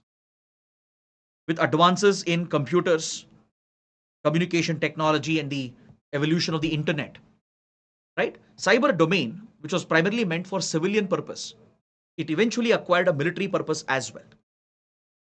Though the development of the internet began as a military program in the US Department of Defense, in the Pentagon, they needed a network system to transfer data, to transfer information, military information. The first ever network system called ARPANET was developed by the US DoD, the US Department of Defense. But the primary intention of researchers, the primary purpose of the internet, right, was always to enable transfer of information for civilian purposes, for research, to interconnect universities in the US. So research data could be exchanged and thus it could enable better research and development. But the military dimension took over, and since then, cyberspace has been the fifth frontier of war. Today, countries have defensive and offensive capabilities in the cyber domain. Did you know that a war can be fought in the virtual world without firing a single bullet in the physical world? without causing any physical damage. You can cripple a country, bring it down to its knees just through cyber warfare. You can even cause physical destruction through an attack in the virtual world. You can cause aircrafts to crash through a cyber attack. You can cause a dam to break, resulting in floods. You can cause power grids to fail. You can cause power plants to collapse. You can cause a nuclear plant to explode, resulting in a nuclear disaster, all through a cyber attack. So that is the power of the cyber domain. In today's interconnected world, the cyber dimension has opened up numerous possibilities. And today, the big challenge in the cyber domain is that it's not easy to identify who's the attacker. You can't attribute the attack. See, in the traditional sense, let's say Pakistani army attacks India. That's a conventional type of an attack, right? So you can pinpoint where the attacker came from. You can attribute the attack to Pakistan. You can identify the location from where the attack came from. And you can retaliate. You can counter attack. And through deterrence, you can prevent further attacks from happening. Are you understanding this? Now imagine if Pakistani army strikes India. Just imagine this hypothetical scenario, right? Through our intelligence, through the information sources we have, we will be able to figure out where the attack originated, right? We will clearly link the attack with Pakistani army, identify the location where it originated from. So we will tell the world that Pakistani army attacked us, and we reserve the right to counter attack and retaliate, and we will launch a retaliation, thus deterring Pakistan from further escalation. That's what happens regularly in the conventional domain. But that is not possible in the cyberspace. In the cyber domain, you don't know where the attacker is sitting. You don't know who authorized the attack, who approved the attack. Because on the internet, you can become completely anonymous. You can mask your identity, you can mask your location, you can mask your IP address of your device. You will become completely anonymous, a complete nobody on the internet. The internet provides you such technological capabilities. And you can use these proxy servers, virtual private networks, to mask your location. And you can launch the attack from any part of the world using multiple locations, bouncing the signal across multiple countries.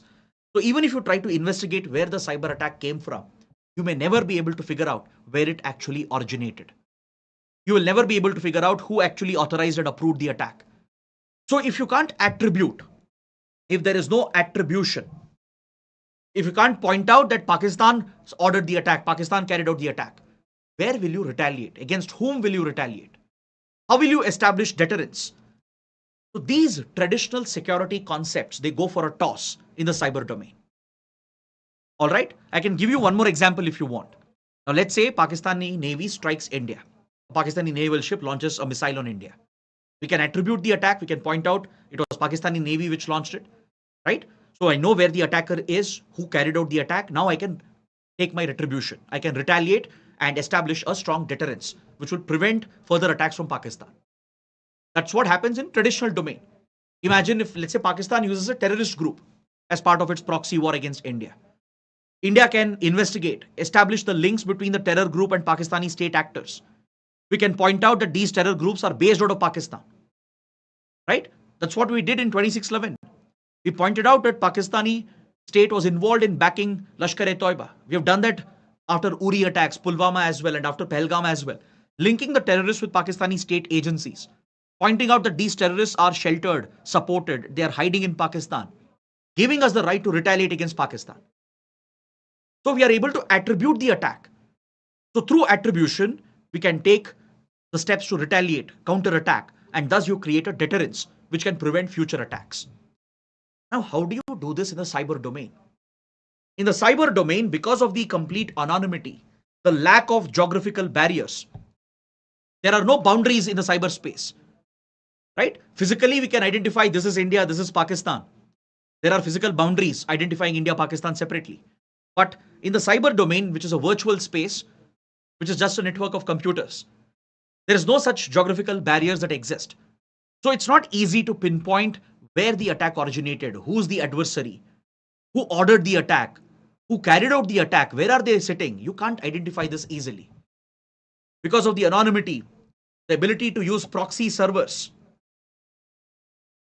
and VPNs, virtual private networks. The attacker can mask their location, their identity, their IP address, and thus it becomes difficult to establish your traditional deterrence. Your traditional security concepts don't apply in the cyber domain.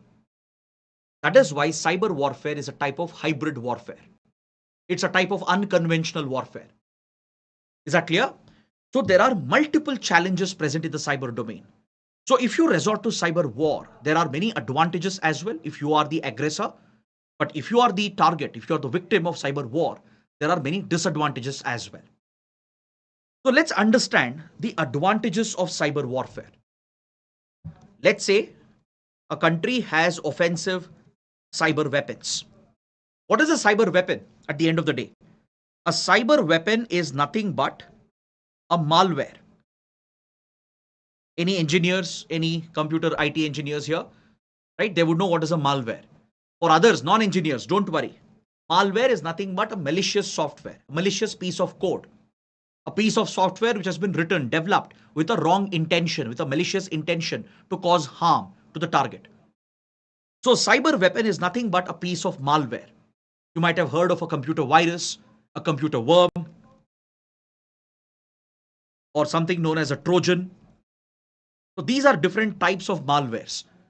So when you write a piece of software, a code, with a wrong intention to hack into a network, to gain unauthorized illegal access into the victim's device, to remotely control the network and cause a manipulation in the operation of that network, so then you are resorting to a cyber attack.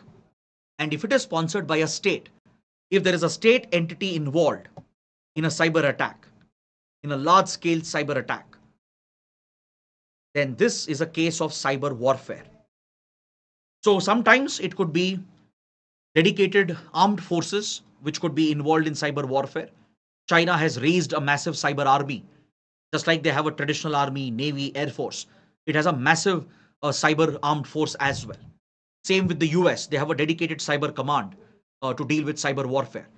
So they not only defend the country against cyber attacks and cyber warfare threats, they even develop and deploy offensive weapons, launch offensive attacks against the enemy. So there are many countries which pioneer in cyber space. Russia is a pioneer. Russian armed forces, intelligence agencies, they actually work with non-state cyber actors. That's what China does as well. To avoid the blame, to avoid any direct linkages with the government, they always sponsor non-state cyber threat actors. China also is known to do this. Pakistan also is known to do this.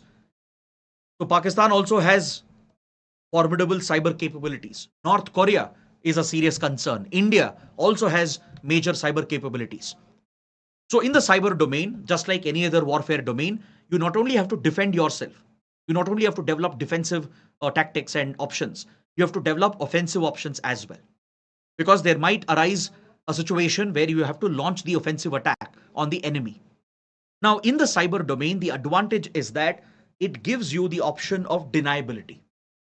If it is planned well, executed well, using non-state actors, non-state cyber threat actors who are working for the state, you can completely deny your involvement because of the anonymity that cyber attacks provide.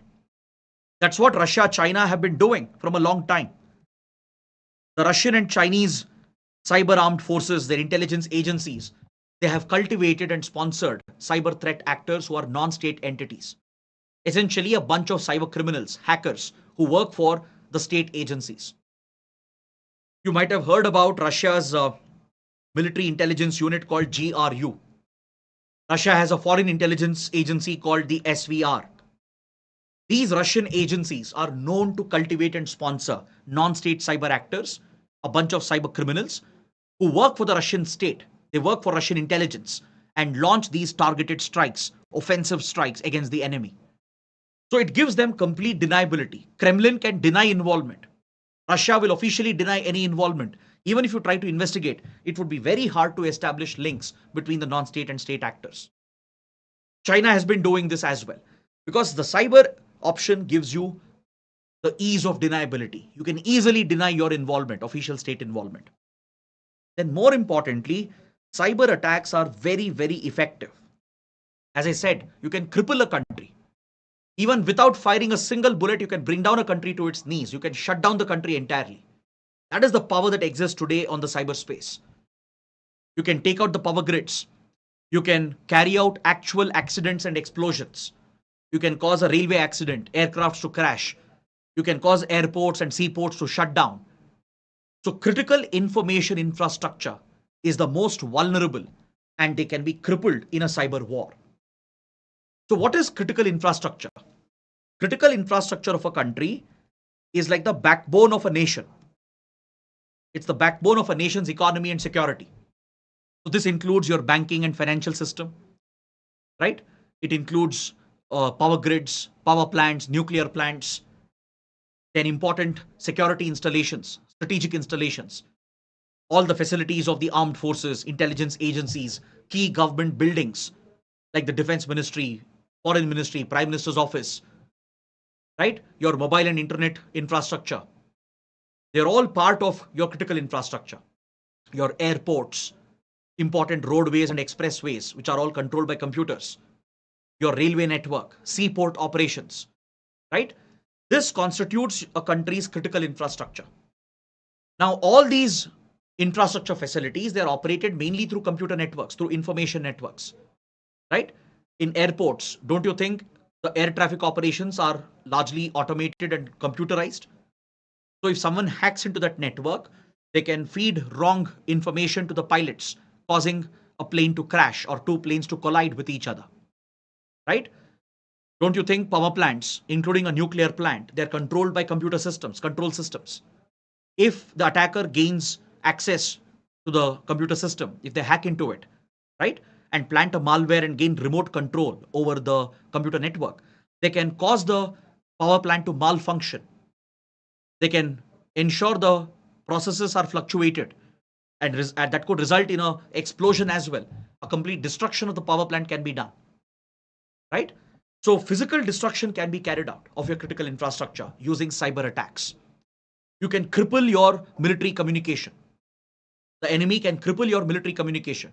Imagine your army, navy, air force are not able to talk to each other.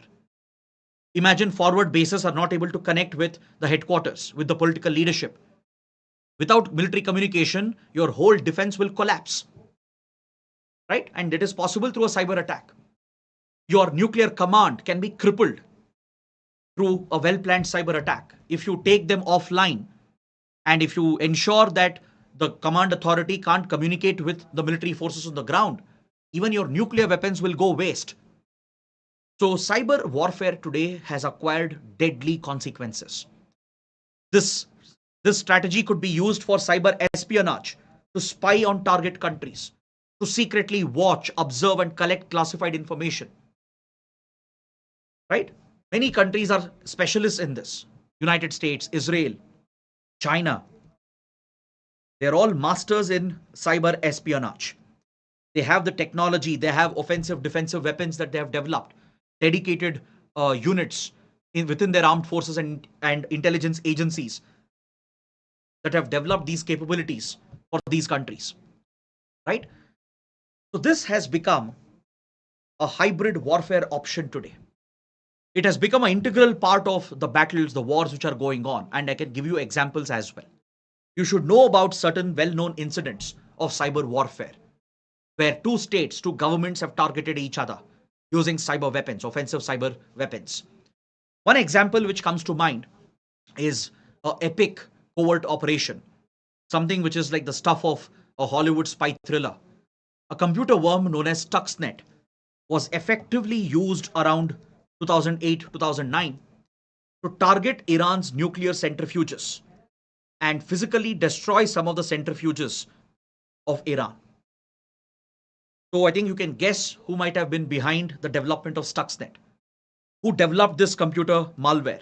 It was a computer worm, a deadly computer worm, allegedly developed by American and Israeli intelligence and cyber agencies. It was believed to be a joint covert operation of the CIA and Mossad, working with their intelligence agencies in the digital domain. The USA has the National Security Agency, the NSA, which is a pioneer of cyber warfare. So NSA and CIA, they work together very closely. The CIA is the Foreign Intelligence Agency of the US. The NSA is the digital arm, the Digital Intelligence Agency of the US. Similarly, Israel has Mossad, its foreign intelligence agency, and a dedicated cyber division that specializes in offensive and defensive cyber operations. So, according to reports and allegations, it was a joint Israeli American covert operation. They developed this malware called Stuxnet, a computer worm. They infiltrated this into Iranian nuclear computers, the control systems which controlled the nuclear centrifuge plants of Iran. And once they gained remote access, they spun the centrifuge out of control. They manipulated the operation of the centrifuge itself, spinning it out of control, causing the physical destruction of some of the centrifuges. And according to reports, these cyber attacks, it significantly slowed down Iran's nuclear weapons program. Then we had Operation Ghostnet and Shady Rat, again in early 2000, somewhere between 2006 to 2010. These cyber operations were reported. Both were espionage operations. They were designed to basically spy on certain targets. And it is believed that China was behind these cyber operations. Chinese state actors working with Chinese non-state cyber threat actors reportedly launched these espionage operations to infiltrate computers around the world. For example, the computers of Indian embassies were targeted. Computers in India's key government ministries and departments, including the Defense, Foreign, and Prime Minister's Office, were targeted. They were looking specifically for information related to Tibetan refugees in India, the activities of Tibetan refugees and the Dalai Lama. And this became a widespread operation targeting many other countries, many foreign government servers, universities, defense companies, research institutions. So it was a widespread cyber campaign under Ghostnet and Shady Rat. These names were coined by the cyber industry, the cyber security industry. Right? China denied any involvement, but the names were coined by the cyber industry. They detected possible Chinese involvement in these operations where large amounts of classified data and information was being stolen from foreign governments, from diplomatic missions, from universities, research organizations, and private defense companies.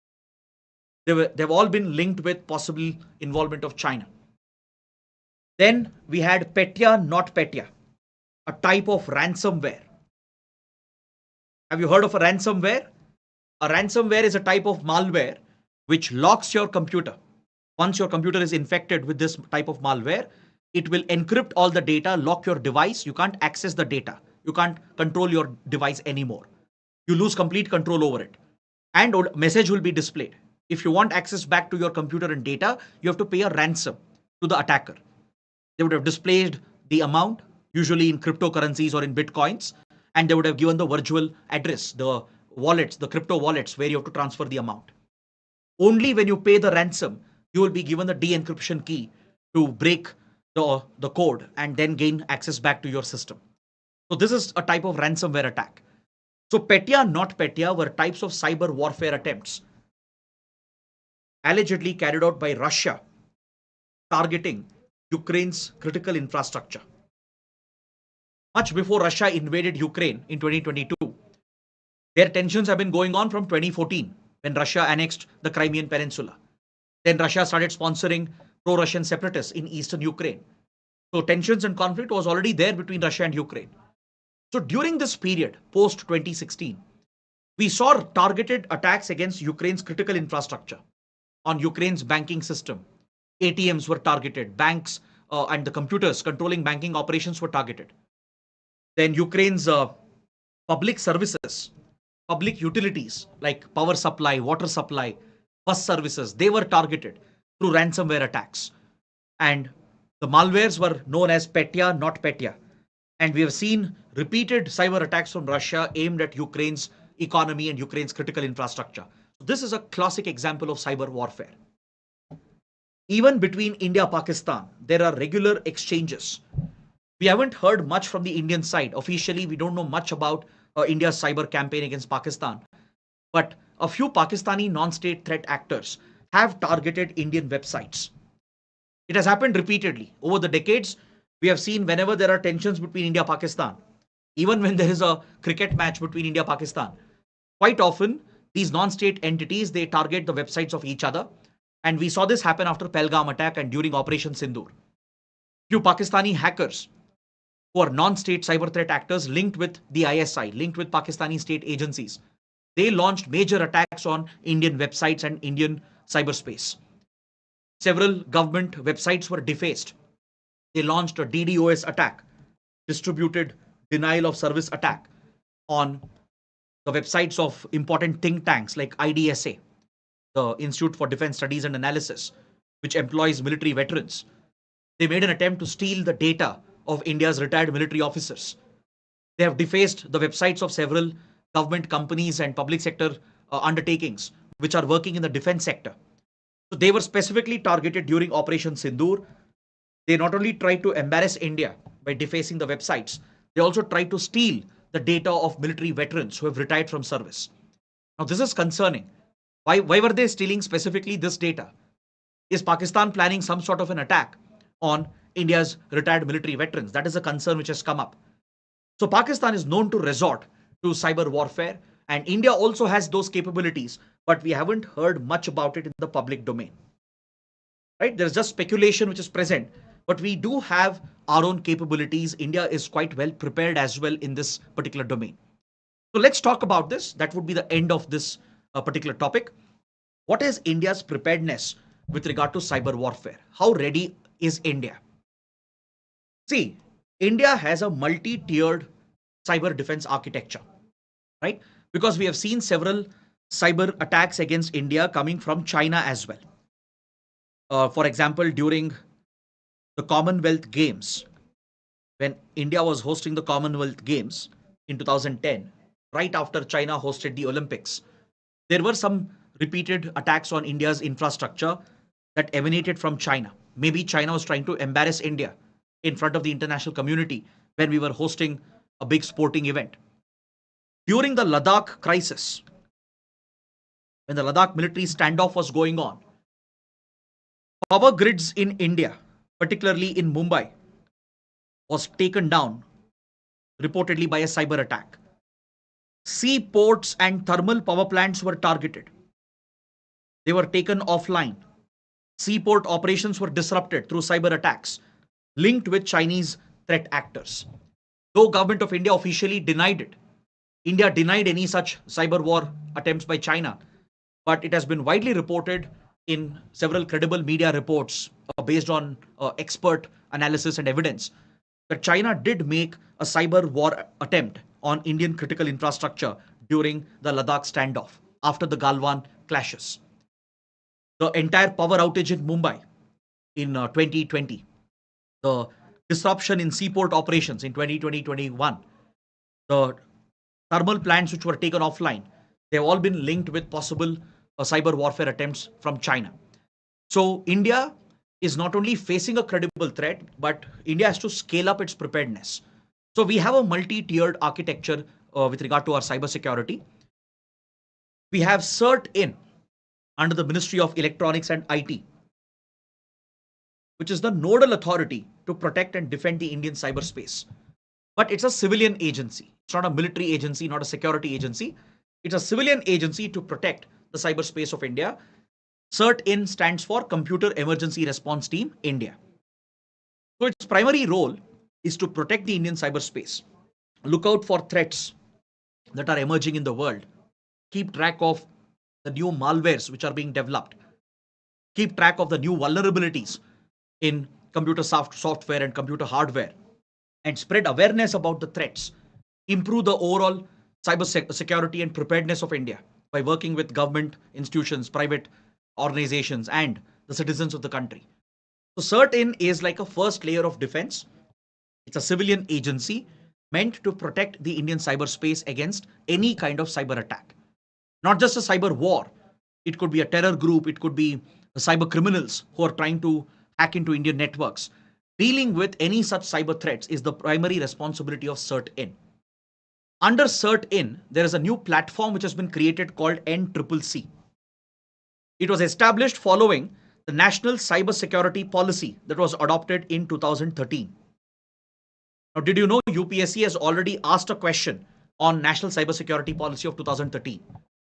This policy was adopted by the then Manmohan Singh government, and it recommended the establishment of a new institution, a new platform called NCCC, the National Cyber Coordination Center.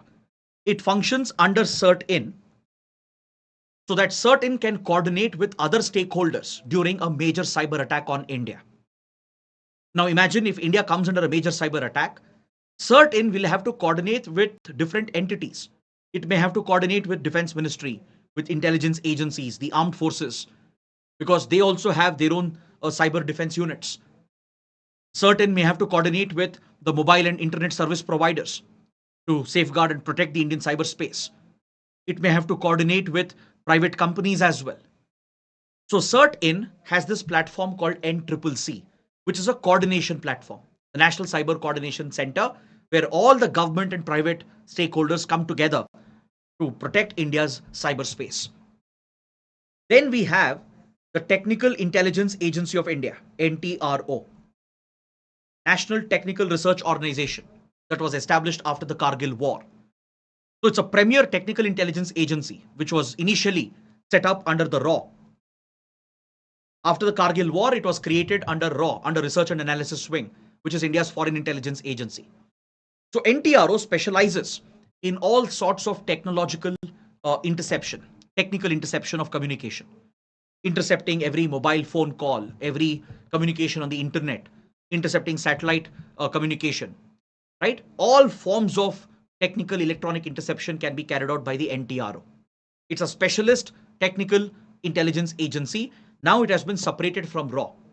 It is now an independent intelligence agency under the National Security Advisor, directly reporting to the National Security Council. So NTRO is responsible for all sorts of technical intelligence, scooping the internet data, the internet traffic, scanning the entire communication traffic, looking out for threats.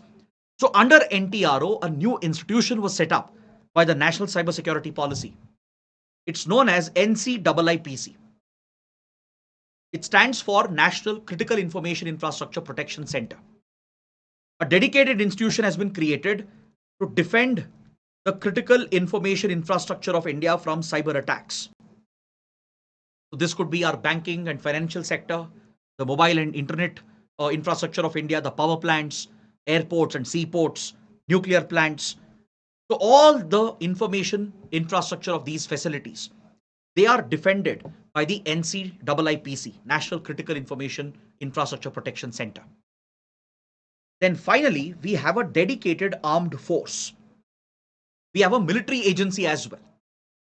All the others I mentioned, these are civilian agencies manned by civilian officers. Be it NCCC, NCIIPC, NTRO, CERT-IN, these are all civilian agencies. But recently, India has constituted a dedicated armed force agency for cyber warfare, known as the Defense Cyber Agency. It was established in 2018 following the recommendations of the Naresh Chandra Task Force. The Naresh Chandra Task Force is a very important committee in the field of security, constituted by the Manmohan Singh government to carry out reforms in our security architecture. In fact, after Kargil War, the Vajpayee government also had set up the Kargil Review Committee under Dr. K. Subramaniam, the father of India's current foreign minister, Dr. Jaishankar. So the KRC, the Kargil Review Committee, had also recommended that India should have a separate command, a dedicated armed forces command for cyber wars. This recommendation was followed up by the Naresh Chandra Task Force in 2011, which recommended the creation of a separate command in the armed forces, an integrated command from the tri-services, so that we can deal with cyber wars. The Modi government has finally brought this recommendation into light, but however, it has not been given command status. It has been set up as a defense cyber agency. So it's a tri-service agency drawing officers from all the three armed forces. It draws the personnel from Army, Air Force and Navy, and it functions under the Integrated Defense Staff, under the IDS. So it's a brand new dedicated military agency of India to deal with cyber wars. So it is developing a cyber warfare doctrine. It has recently published the Cyber Warfare Doctrine of India. It has been conducting cyber warfare exercises to prepare for any eventuality, and it is developing both offensive and defensive cyber weapons, not only to defend India from cyber war, but also to launch offensive attacks against the enemy if necessary. So these are the institutions that we have that shows that India to a large extent is better prepared today compared to a few years ago. Though we are many steps behind other countries, we are still much better today as compared to a few years ago. Now take up this mains question that UPSC had asked in 2013. So this is a PYQ. It's not a new question that I'm giving you. It's a PYQ so that you can look at some previous questions as well. UPSC had already asked a question on cyber warfare. And we have got many, many more questions on cyber security and cyber warfare. Almost every year or every alternate year, UPSC has been asking consistent questions on cyber security, cyber warfare. So don't think UPSC will not repeat the topic. It has already repeated this multiple times. Maybe the structure of the question is different, the sentences are different, but essentially it's asking for the same. It's talking about threats from the cyberspace, how India is prepared, how India is dealing with it. So if you prepare for this topic, if you understand what I just discussed, trust me, you can answer this question easily. This question has repeated in different forms over the last 10 to 12 years. So cyber warfare is considered by some defense analysts to be a larger threat than even Al-Qaeda or terrorism. So that is the first opening statement, the first part of the question. What do you understand by cyber warfare? Second part of the question. Outline the cyber threats which India is vulnerable to and bring out the state of the country's preparedness to deal with the same. So clearly, there are three parts in this question, and your answer has to do justice to all of them, right? So what you can do in the introduction, you can either agree or disagree with the statement which has been given. So do you think cyber warfare is a bigger threat than even terrorism or terror groups like Al-Qaeda? Yes or no? So you have to take a stand. The answer is obviously yes. Cyber warfare is a much serious threat, a much bigger and larger threat than even terrorism or even a global terror group like Al-Qaeda. Why? Because cyber war, it doesn't know any boundaries, right? Cyber warfare can be waged virtually, anonymously, online. They can strike at any target. They can cripple your banking infrastructure. They can cripple your government and military communication. They can cripple your dams and power plants, which Al-Qaeda or any terror group will never be able to do. A terror group, at the maximum, they can carry out few simultaneous attacks, right? Usually, terror groups carry out a single attack. At the maximum, they can carry out some simultaneous bombings, right? Apart from that, terror groups can't have a significant impact on your country in terms of damaging your critical infrastructure, damaging your economy. The ability of a terrorist group is very limited, very constrained, because terror attacks are physical in nature, right? So they can't easily access a site physically. It's not easy to plan and execute large scale attacks. They'll get caught. But cyber warfare is much, much more serious, much more dangerous, because the whole country's critical infrastructure can be crippled through a well planned, coordinated cyber attack. So you have to agree with this. You have to say, yes, cyber warfare is considered to be a much more serious threat than even terrorism. Next, you go on to define what is cyber warfare. You can explain that using cyber weapons. When one state uses cyber weapons against another state, and it could be done through non-state actors, non-state cyber threat actors.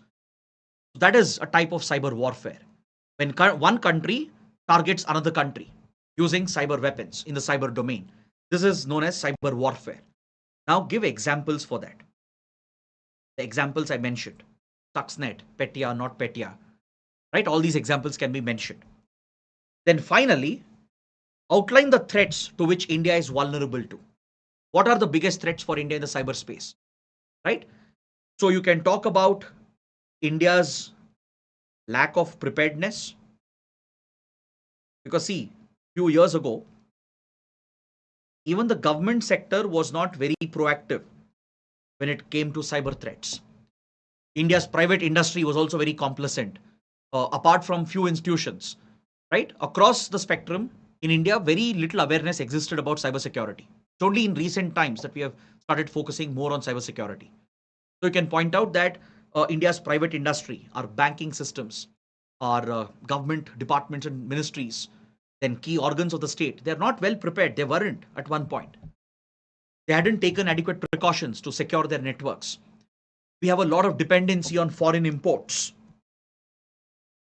If you look at the computers we have, all the electronic devices, the softwares that we use, most of it is of foreign origin, right?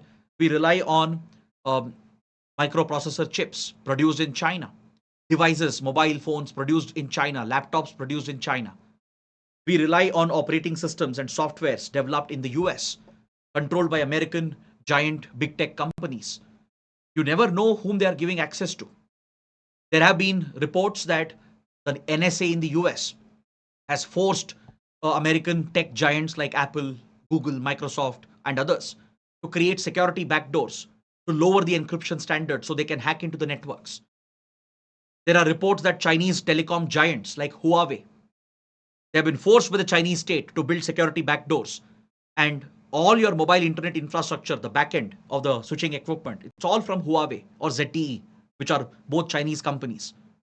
So this gives unprecedented access to Chinese intelligence agencies to hack into the target networks and servers. So there are big loopholes which are present. Our entire 2G, 3G, 4G, 5G communication networks is largely based on Chinese equipment. The backend of your telecom infrastructure, the switching equipment, is largely from China.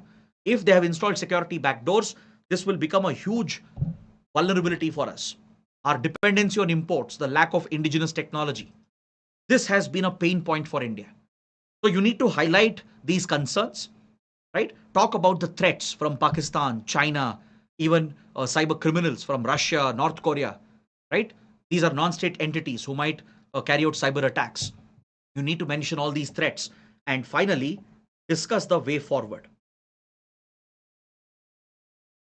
Discuss the steps taken by India, the institutions we have set up, the methods that India has been implementing to improve its cybersecurity, and offer some suggestion. You can suggest that India should reduce its dependency on imports of critical hardware and software. We have to develop more indigenous hardware and software, right? You can talk about Bharat OS, Bharat operating system, which DRDO has developed for some critical computers, right? You can't rely on Microsoft Windows or the Mac OS of Apple or Android of Google. They have a lot of vulnerabilities. You never know, American agencies might be hacking into them. So for critical computers in defense, space, in important military and government installations, we have to use our own indigenous software and hardware. So you can mention Bharat OS, which DRDO has developed as an example. So please understand, when you're writing an answer, you need a good structure, right? There should be a logical flow of thought, and you need to bring as many examples to substantiate your argument as possible, especially from current affairs, current events. Provide some analysis, provide a suggestion at the end, provide a way forward. So this is how you write a good answer. Okay. Now, coming to the next topic, AI in warfare. How artificial intelligence is being integrated into military technology. We already had a brief discussion about this when we spoke about automated weapons, when we spoke about automated drones. It's essentially AI driving automation in weapons technology. Now, let's have a more elaborate discussion on this. What are the consequences of introduction of AI into the battlefield? See, AI tools, AI machines, which basically run on these trained algorithms, which are trained on massive amounts of data. These algorithms and the machines that they control, today they are capable of making independent decisions. They've been trained with all possible case sets, case studies, data sets. They're able to think for themselves, learn from the data which is coming from the real world, and they can adapt to any new condition and take their own independent decision. So today you have these autonomous algorithms, almost like an artificial brain, mimicking human decision making and taking critical decisions. So this is what enables automation, right? This has a lot of applications in the civilian industry. the development of neural networks, which mimics your brain function. It mimics human-like decision making. Neural networks is what makes these machine algorithms to carry out automated decision making. That's what makes it possible. So this has great application in the industry. You can automate a lot of processes, routine tasks, routine decisions can be automated. Now we have generative AI, which is transforming the way we create content, from generating text content to images to videos, which are hyper realistic, right? So generative AI can almost do anything today. So such AI technology has a lot of good applications, positive applications. Imagine the revolution it can carry out in the health and medical industry. Imagine automated robots performing precision surgeries, which a surgeon can never be able to do. Or precision robots in the factories, in the industries, producing goods with no error. Because don't forget, machines, they don't tire. Human beings, we get tired. Physically, we get exhausted after working for some time. Right? Factory workers, doctors, soldiers, any individual, we get tired after some time. That's a physical limitation we have. And when you are physically exhausted, your decision making also gets affected. We take poor decisions when we haven't slept well, when we haven't rested well, and under stress, right? Especially when we are in a stressful environment, we won't take the right decisions. Our decisions are clouded. We may take the wrong decisions, leading to errors. So machines can avoid this. They can not only take quick decisions, they can take very accurate, most appropriate and efficient decisions. So this can be transformative, revolutionary in the industry, both in civilian and in military. Imagine a weapon system which never gets tired, unlike a soldier. A weapon system which can't get injured or killed. Even if it gets damaged, you can replace it with another machine. So imagine a weapon system, right, which can carry weapons, deliver weapons at precise targets. It can identify the targets on its own. Despite the high stress battlefield environment, it can take independent autonomous decisions, very quick, precise, accurate decisions, and launch precision attacks. So you're not only protecting your soldiers, reducing the human cost, but you're bringing efficiency into the battlefield. You're taking fatigue out of the equation. You're taking human injury, human casualty out of the equation. So there is great potential for AI weapons to revolutionize warfare. And we are already seeing it happen. It's not the stuff of science fiction anymore. It's not something which will happen 20 years from now. It has already taken place. During Operation Sindoor, India deployed one such AI enabled weapon system called Akash Tir. Have you heard about it? It's a indigenously developed AI cloud based weapon platform, air defense platform, which is almost fully automated. It can track multiple hundreds of targets which are fired at India. It can simultaneously keep track of hundreds of projectiles that the enemy has fired. Individually, it can intercept each and every target. It's like India's own Iron Dome system, which is fully automated. A AI cloud-based algorithm controlling the Akash air defense system, the surface to air missile system. So it consists of a series of radars constantly tracking the airspace, looking for enemy projectiles. It has an automated ability to track hundreds of them, acquire the target, launch hundreds of interceptors to intercept the incoming drones and missiles with great precision and efficiency. So India deployed one such AI-enabled weapon platform, or air defense platform, during Operation Sindoor.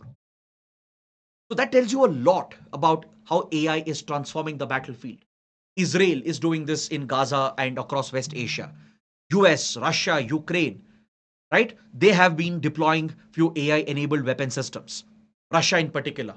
And China, without a doubt, is the global leader when it comes to AI-based weapon systems. They are working on automated submarines, automated drones, automated aircraft, right? Missiles which can think for themselves, take decisions midway, reorient their targets mid-course during flight and strike precisely at the target. So the unthinkable, what was unimaginable at one point, what was just the stuff of science fiction, has today become a reality. And going forward, you will see more such automated weapon systems being deployed in the battlefield. So right now, US and China are the global leaders. There's no doubt about it. When it comes to weaponization of AI, There is a big race going on between US and China. So why do you think they are competing over GPUs? Why do you think US has restricted the export of certain GPUs from Nvidia and other companies? Because this is critical technology. Why do you think China is restricting the export of certain critical components and minerals which are used in manufacturing of semiconductor chips and GPU units? Right? So tomorrow's world will be AI driven. These data centers, massive data centers which are coming up, they will determine the future of the economy and even future of warfare. But the concern here is AI is already having a devastating and deadly impact. We have seen that on internet and social media. How AI generated deep fakes, right? It is helping in the spread of fake news, misinformation, propaganda. Today, AI algorithms can generate hyper realistic visuals and images, right? You don't even need someone to draw an image or create a art form, create a painting or create a movie. Just AI through prompts, prompt based video making is possible, prompt based image generation is possible, which means you can morph images, create falsified visuals, and this has a deadly impact. Just look at the image here, image of President Obama, former President Obama, the original image, and a fake video, a deep fake of President Obama. Almost identical. You can't even tell the difference sometimes. If you have seen the recent event that Google held, where it launched 17 AI products, one of the product was a video generator. With specific accurate prompts, it can make an entire movie for you. You don't need actors, you don't need a story, you don't need a script writer, you don't need directors, you don't need the high value production of Hollywood. All you need is access to this AI algorithm, massive data centers and GPUs which are running the entire code, and you can create an entire movie with the best production standard, right? And just one person can do it. That is the capability which is coming up. Just imagine how the future will be like in the next 5, 10, 15, 20 years. So it's not only your day to day life which will be disrupted, wars will be completely different in the future. We are already seeing a network centric battlefield where everything is interconnected. We saw this during Operation Sindoor, right? The headquarters of the armed forces, the integrated defense staff, and the military operations center of the Army, Navy, Air Force, they were all integrated with all the assets that were deployed in the front lines, the forward bases, all the aerial assets we had in the air, the AVOC systems, the transport planes, the fighter jets, the drones. They were all speaking to each other. Every single asset which was on the battlefield from 7th to 10th of May, they were all interlinked and connected with each other, right from Prime Minister's office and Defense Ministry to the service headquarters to the battlefield, from the Arabian Sea to the borders and to the airspace. Everything was interconnected. So a network-centric warfare is very effective, and it makes it essentially makes decision making easier to spot the enemy, to distinguish the friendly aircraft from the enemy aircraft, and to launch precision hits. Right? It will reduce the response time. So tomorrow, in a network-centric environment, imagine what AI can do. You may not need decision makers at all. You don't need soldiers on the ground. Machines can do this entirely in a network-centric, network-driven warfare scenario. Right now, theoretically, it's possible to fight a war without human involvement, with absolutely zero human involvement. Right? So that is what we are looking at. Now, the concern here is that China, US, as I told you, they have already leaped way ahead of every other country. India is not even in the competition. Don't think I'm criticizing India blindly or I'm being unpatriotic. I'm just giving you the realistic picture. India is not even in the AI competition with China and US. They are miles and miles ahead of India, right? So these global leaders for pioneering the new AI tools, they control the hardware, the software, they control the supply chains, the key components. That is where the challenge will come up for India. We are already witnessing a AI arms race between these two global powers. The question is, what will happen to Indian interests? Right? If the battlefield changes tomorrow, what are the ethical concerns that will come up? If machines are taking the call in a battlefield, the decisions to open fire, the decision to kill the opponent, is it ethical? Is it legally valid? Again, there is no international legal framework for this. The global community has recently held the AI Action Summit, which UPSC had asked in the 2025 prelims, right? Three such AI Action Summits have been held to ensure the safety of AI tools which are being developed, to ensure AI technology is regulated. It doesn't lead to misuse and abuse. But as of now, there is no standard legal framework as such. So again, this will operate in a gray area as of now. European Union has adopted a convention on AI, but at the global level, we don't have any international legal framework to regulate AI weapons or harmful uses of AI technology.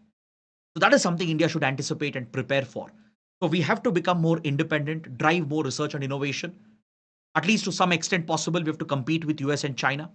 If not US, we definitely have to compete with China, right? Which means we have to invest more, create our own AI infrastructure, set up the data centers in the country, procure the GPUs, the graphic processing units, encourage our startups and research centers to invest in AI. India has a mission, India AI mission, which is driven by the government.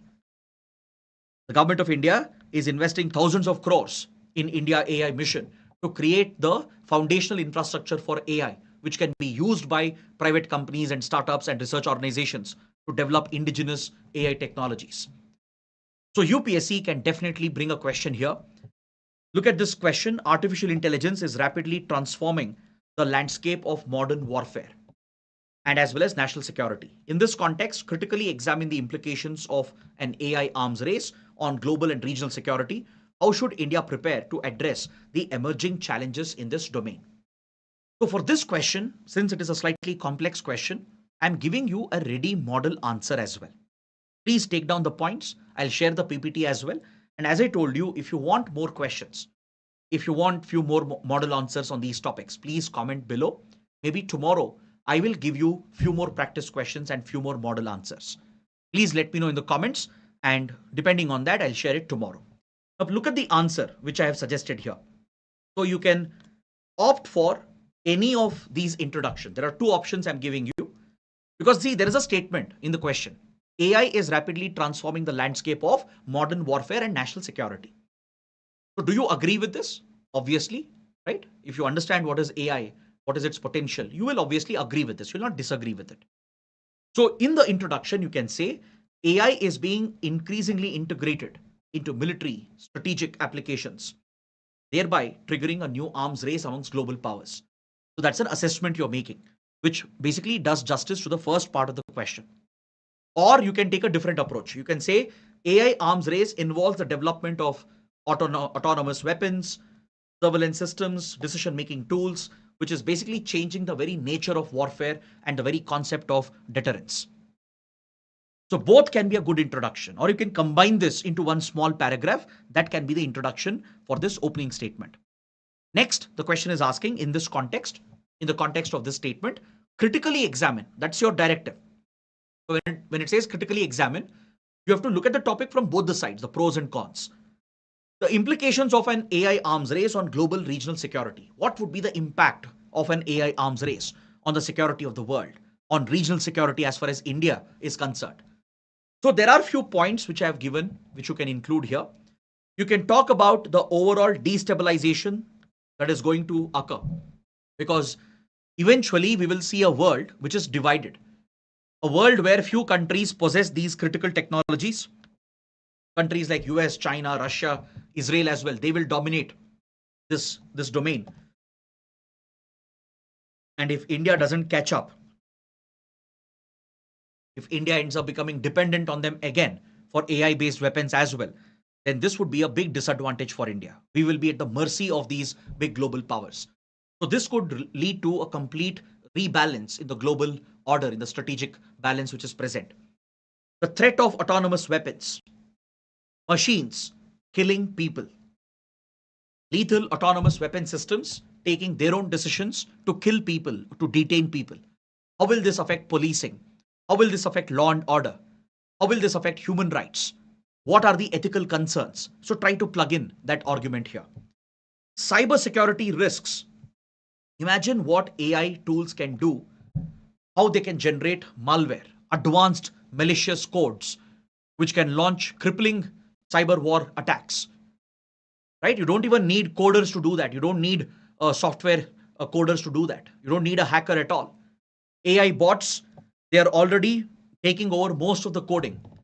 If you're from the IT industry, you would know that mid-level management roles are already being replaced by AI coding algorithms.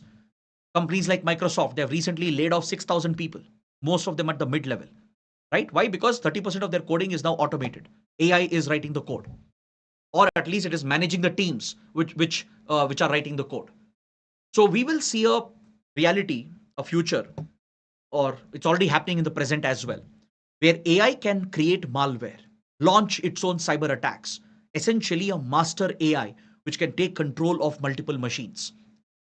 Something which is again the stuff of Hollywood sci fiction, right? Something you might have seen in Avenger movies or Terminator, for example, right? Of course, it's not a similar rise of the machines we are talking about, but it's a possibility where AI could completely increase the threats in the cyber domain, where a master AI could take down the whole internet. It could cripple the critical infrastructure. These are not even futuristic scenarios, not fictional. It's a very real possibility today. AI tools are so powerful, and given the investments which are going into AI, there is a possibility where AI bots can possibly take over the network, crash the internet.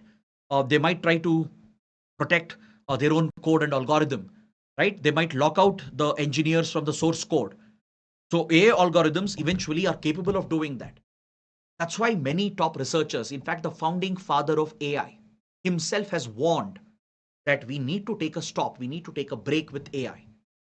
Because the path on which we are headed, the scale, the speed at which a new evolution is happening in the technological changes, it could lead to very dangerous outcomes. You can talk about the regional impact, how it can accelerate regional conflicts in West Asia, in South Asia region, right? You can talk about terror groups getting hold of AI based weapon systems. Imagine how terrorists might employ this, resulting in more regional instability. So you can shed some light on this, 3, 4 points, right? And then a conclusion. Of course, you don't have to include all these words. I've just elaborated this. You have to make it more concise and precise and present these arguments. Talk about our preparedness and way forward. You need to mention that India should step up investments in AI. That goes without mentioning, right? Institutions like DRDO and through India AI mission, we have to create the ground of facilities, the infrastructure that is needed, work with the startups in the country. The policy framework is needed, right? A well-defined policy from the government to drive AI innovations. And maybe we should think of an ethical framework. If the world is not doing it, if the world is not thinking of an ethical legal framework, we, India, as a power, as a global power, we should lead the world and come out with an ethical legal framework regarding how AI will be used, how we will check and regulate AI misuse. So that is where India can take the lead. We can emerge as a leader in that particular regard. Then build the capacity that is needed. Train the people. We don't have enough AI professionals, right? Create the human resource needed. Create the infrastructure necessary. Prepare the institutions, right? Your armed forces, your intelligence agencies, scientific institutions, research organizations, they should prepare for the upcoming challenge. You have to build their capacity. Step up your cyber defense. Since AI will definitely scale up and increase the cybersecurity threats, cyber warfare threats, you have to improve your cybersecurity ecosystem. And finally, focus on regional and global diplomacy. Diplomacy can help in finding a solution. We can try to find a safe way out, ensure AI doesn't lead to these devastating consequences as far as the weaponization of AI is concerned. Then conclude your answer. Always ensure conclusion is uh, always on an optimistic note. Try to suggest something, give a way forward. That is what you should do in a conclusion. Now, coming to the last topic for today, right? Just a few more minutes, we'll end the discussion for today. Let's talk about a futuristic upcoming technology, quantum computing. How quantum technology can also be weaponized. And there is a serious threat which is looming on the horizon. Several experts, they're already extremely worried that if at all we master quantum computing, right now we haven't, we're struggling because quantum state can't be held stable for a long time. If researchers are able to generate and hold the quantum state, create a quantum computer, establish a quantum communication, and create quantum cryptography. What we are looking at is a very scary world. Why? With quantum computing, the processing capabilities will be such that all your existing encryption technology, your existing passwords and security features, they go for a toss. They go out of the wind. See, today, even supercomputers take hundreds and millions of years to guess your password because that is the high level of encryption which has been adopted. Usually, the standard is 32-bit encryption with RSA encoding. RSA is a type of encryption coding, and also ECC. These are standard encryption codings. Now, you don't have to go into the details of this, not needed.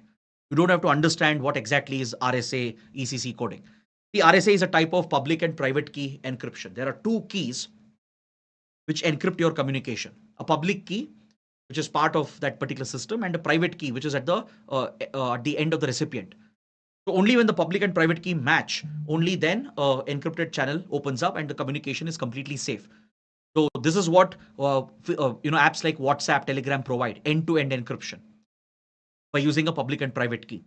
So don't go into the details of this. The science and technology behind it is not relevant. We are just understanding this from a security point of view. Now, what I'm saying is that with quantum computers, if quantum computers become a reality, if researchers can hold the quantum state, make it stable, right? The processing capability of a quantum computer is so much, it is so exponentially higher than your classical computer that it can carry out unimaginable parallel processing. Now, what takes maybe hundreds of years for a supercomputer, or maybe even millions of years for a supercomputer, can be done in seconds or minutes. Right now, if you employ a supercomputer to crack your password, to crack the current high levels of encryption, they will take hundreds and hundreds or even thousands of years. A quantum computer will be able to do that in seconds or minutes, which means current data protection goes for a toss. There is no technology available today, as of now, to protect data from quantum computers. Everything will become hackable, accessible. That is the scary future you're looking at if quantum computing becomes a reality. It's like an episode of Black Mirror. If you've seen that fantastic series on Netflix, which looks at futuristic technologies, how it can lead to a dystopian future, right? So it's something like that if quantum computing becomes a reality. Now, why is quantum computing so powerful? Let's understand the basics here. See, a classical computer, the regular traditional computers that we all use, they basically process data in bits, right? And the state of, let's say, each transistor is part of the processor. At any given point in time, it can either be 0 or it can be 1. So in a classical computer, at the level of each transistor in a processor, it can have one state at a time. Either it is 0 or it is 1. So only one state is possible at a time, which means the data handling ability, the processing capability is very restricted, very limited. But you know what happens in quantum physics? At the quantum level, there's something called the quantum entanglement that happens. Again, I'll use a movie reference. If you've seen Ant-Man, I know it's a fictional movie, right? From the Marvel series, but they get the concept right. The concept of quantum entanglement is very well depicted. In the quantum state, what happens is that you have something called qubits. These qubits, they can simultaneously hold zeros and ones. If you've heard of an experiment called the Schrodinger's cat, it's essentially a thought experiment to understand the quantum state. What happens at the quantum level? Quantum mechanics, quantum physics, it defies the traditional laws of physics. It defies the traditional understanding of the physical world. Everything changes at the quantum level. So at the quantum level, right, two states can exist simultaneously, which is impossible in the real world, in the current physical world that we know, right? So that is something that researchers are trying to master. If they can control the state where two simultaneous states are possible, right? And if you look at the Schrodinger cat experiment, it basically says that it was brought out by Schrodinger. Schrodinger, who was well known for his research in physics. To understand quantum mechanics, he suggested this thought experiment that you take a box, you put a cat inside it. There is a small nuclear radioactive substance which can leak, which is like a poison vial which is present. And right, there is a trigger which will break the vial and lead to the leak of the radiation. So essentially, if the cat presses on that, the radiation will leak and the cat will be killed. The cat will die. Now, for an observer from the outside, when I'm standing on the outside, the box is there. Inside the box, there is a cat. There is the nuclear vial, the radioactive vial. For the observer, I don't know whether the cat is alive or dead at any given point in time. So I can assume that it's both alive and dead at the same time. That is something what happens at the quantum level. Both the states can exist simultaneously, which is not possible in a regular physical world. So your regular fundamental laws of physics goes for a toss, right? So when a state can exist like this, where both 0, 1 can be held by one qubit, this doubles the computational ability of that qubit.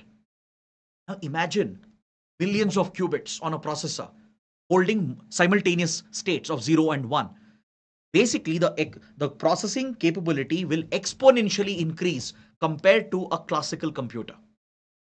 Classical computer is only capable of holding one state at a time, whereas a quantum computer can hold two states simultaneously. So processing ability increases exponentially, and as a result, these would be the fastest computers ever designed by humans.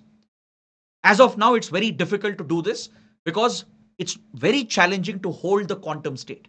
You need extremely cold temperatures. You need a lot of conditions to be met. And even if you achieve quantum stability, quantum entanglement, it doesn't remain for a long time. It breaks very quickly. But tomorrow, if there is a breakthrough, right, which is likely, it looks like we are going to get to that state, maybe in few decades.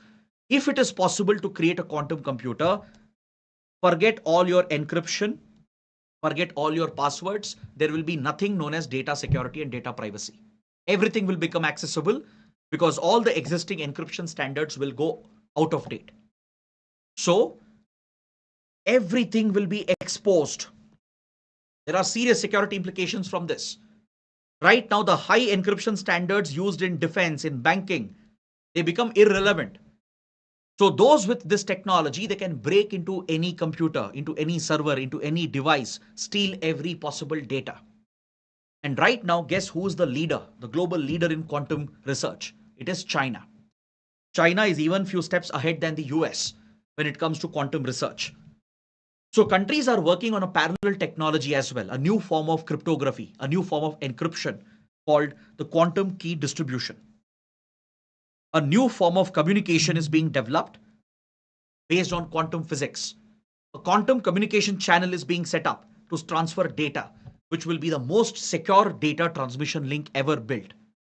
China has already succeeded in doing this. It deployed a so-called quantum communication satellite and set up a data transmission link.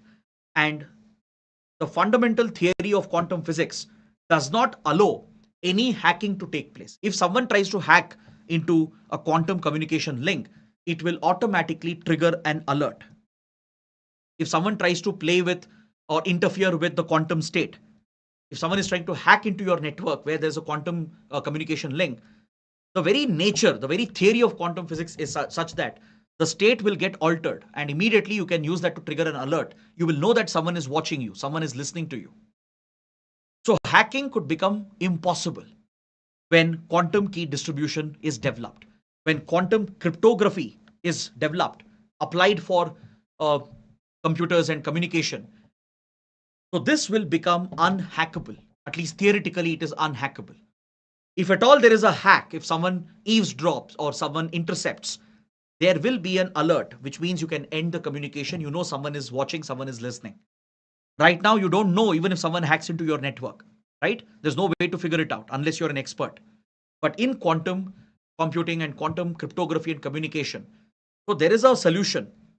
You can deal with quantum computers by developing the quantum key distribution, a new type of encryption standard. And this would be a theoretically unhackable network. And China has already taken a lead over others. India is also developing the technology. DRDO, ISRO, others are working on it, but we are many, many steps behind. Did you know India has launched a national quantum mission to promote research in the quantum domain?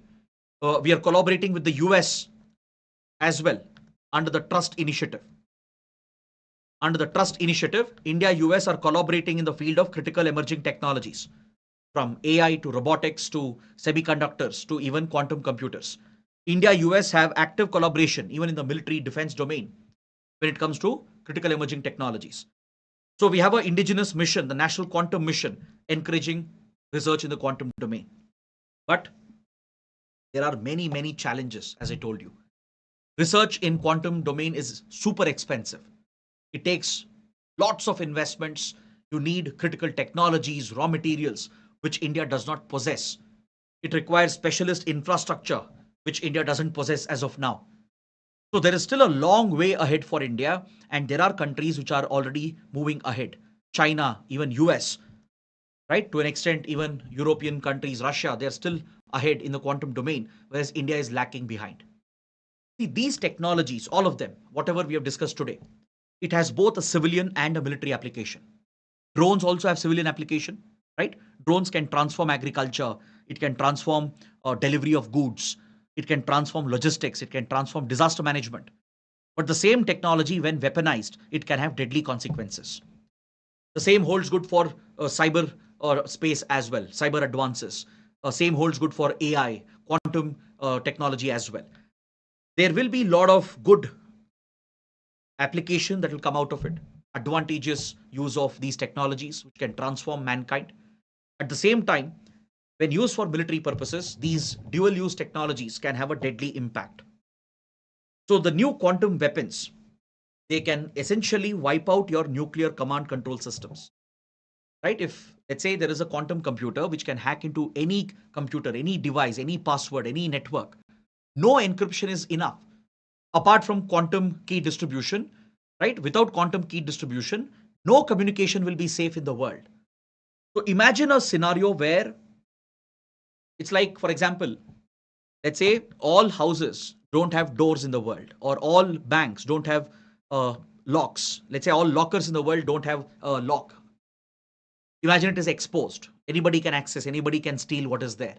So that is the kind of futuristic scenario you'll be staring at if the cryptography encryption standards don't deal with the threats from quantum computing, right? So the way forward for us is very simple. Focus on indigenous research and development, partner with like-minded countries like US, because we are deficient in certain technologies, in certain raw materials. I think that's where US can be a partner for India. That's why we are part of the Mineral Security Partnership as well. It is led by the US and its allies. India is part of it. India is a member of the MSP, so we can access the key minerals, raw materials needed for these futuristic technologies. So if you can understand all these dimensions, this is more than sufficient, right? We have covered so many topics relevant both for security, IR, to some extent, even science and technology. So I hope you guys have really liked the discussion. This is the last practice question for you. Quantum technologies have the potential to revolutionize both cyber defense and cyber warfare. I just told you how new cyber threats can emerge, how data protection, data privacy could become a thing of the past.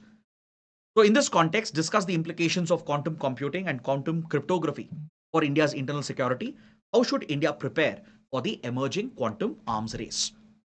So, this is the question. So, let's see if you guys can write an answer to this. I'll not discuss the answer here. I'm sure you'll be able to take the points from the discussion and write a good answer to this.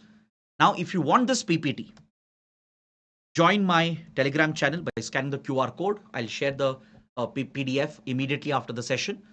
And if you want more practice questions on these topics, these 4 or 5 topics that we have covered, and if you want some model answers, some ready pointers, so which you can use in the mains exam, you have to comment below. Comment below that, sir, I want these questions and notes. Then maybe tomorrow I will share it on my Telegram channel. So that is it for today. I hope you guys liked the session. I hope it was interesting, especially for the mains aspirants this year. And even otherwise, even if you're just an aspirant preparing for 2026 or beyond, or if you're just a general viewer and trying to understand how these technologies are playing a role in warfare, I hope the session has done justice to it. See, that's why I didn't want to rush into this topic. I didn't want to finish this within 1 hour, right? I wanted this to be a deep dive discussion, understanding different aspects, different perspectives. So let me know what you think, and please share the video with other aspirants as well. Press the like button if you like the video, and I'll see you with more such interesting sessions. Also, let me know in the comments what other topics would you like me to cover. I was thinking maybe we can do a separate video on Naxalism, which is in the news, which can be important for the mains exam. I was also thinking maybe we can summarize India's neighborhood, India's relations with its neighbors, maybe in 3 to 4 hours in one marathon session, right? If you want a session like that, please let me know in the comments. Maybe in the coming days, I will plan and take up those sessions as well. That is it. Thanks for watching. Have a good night.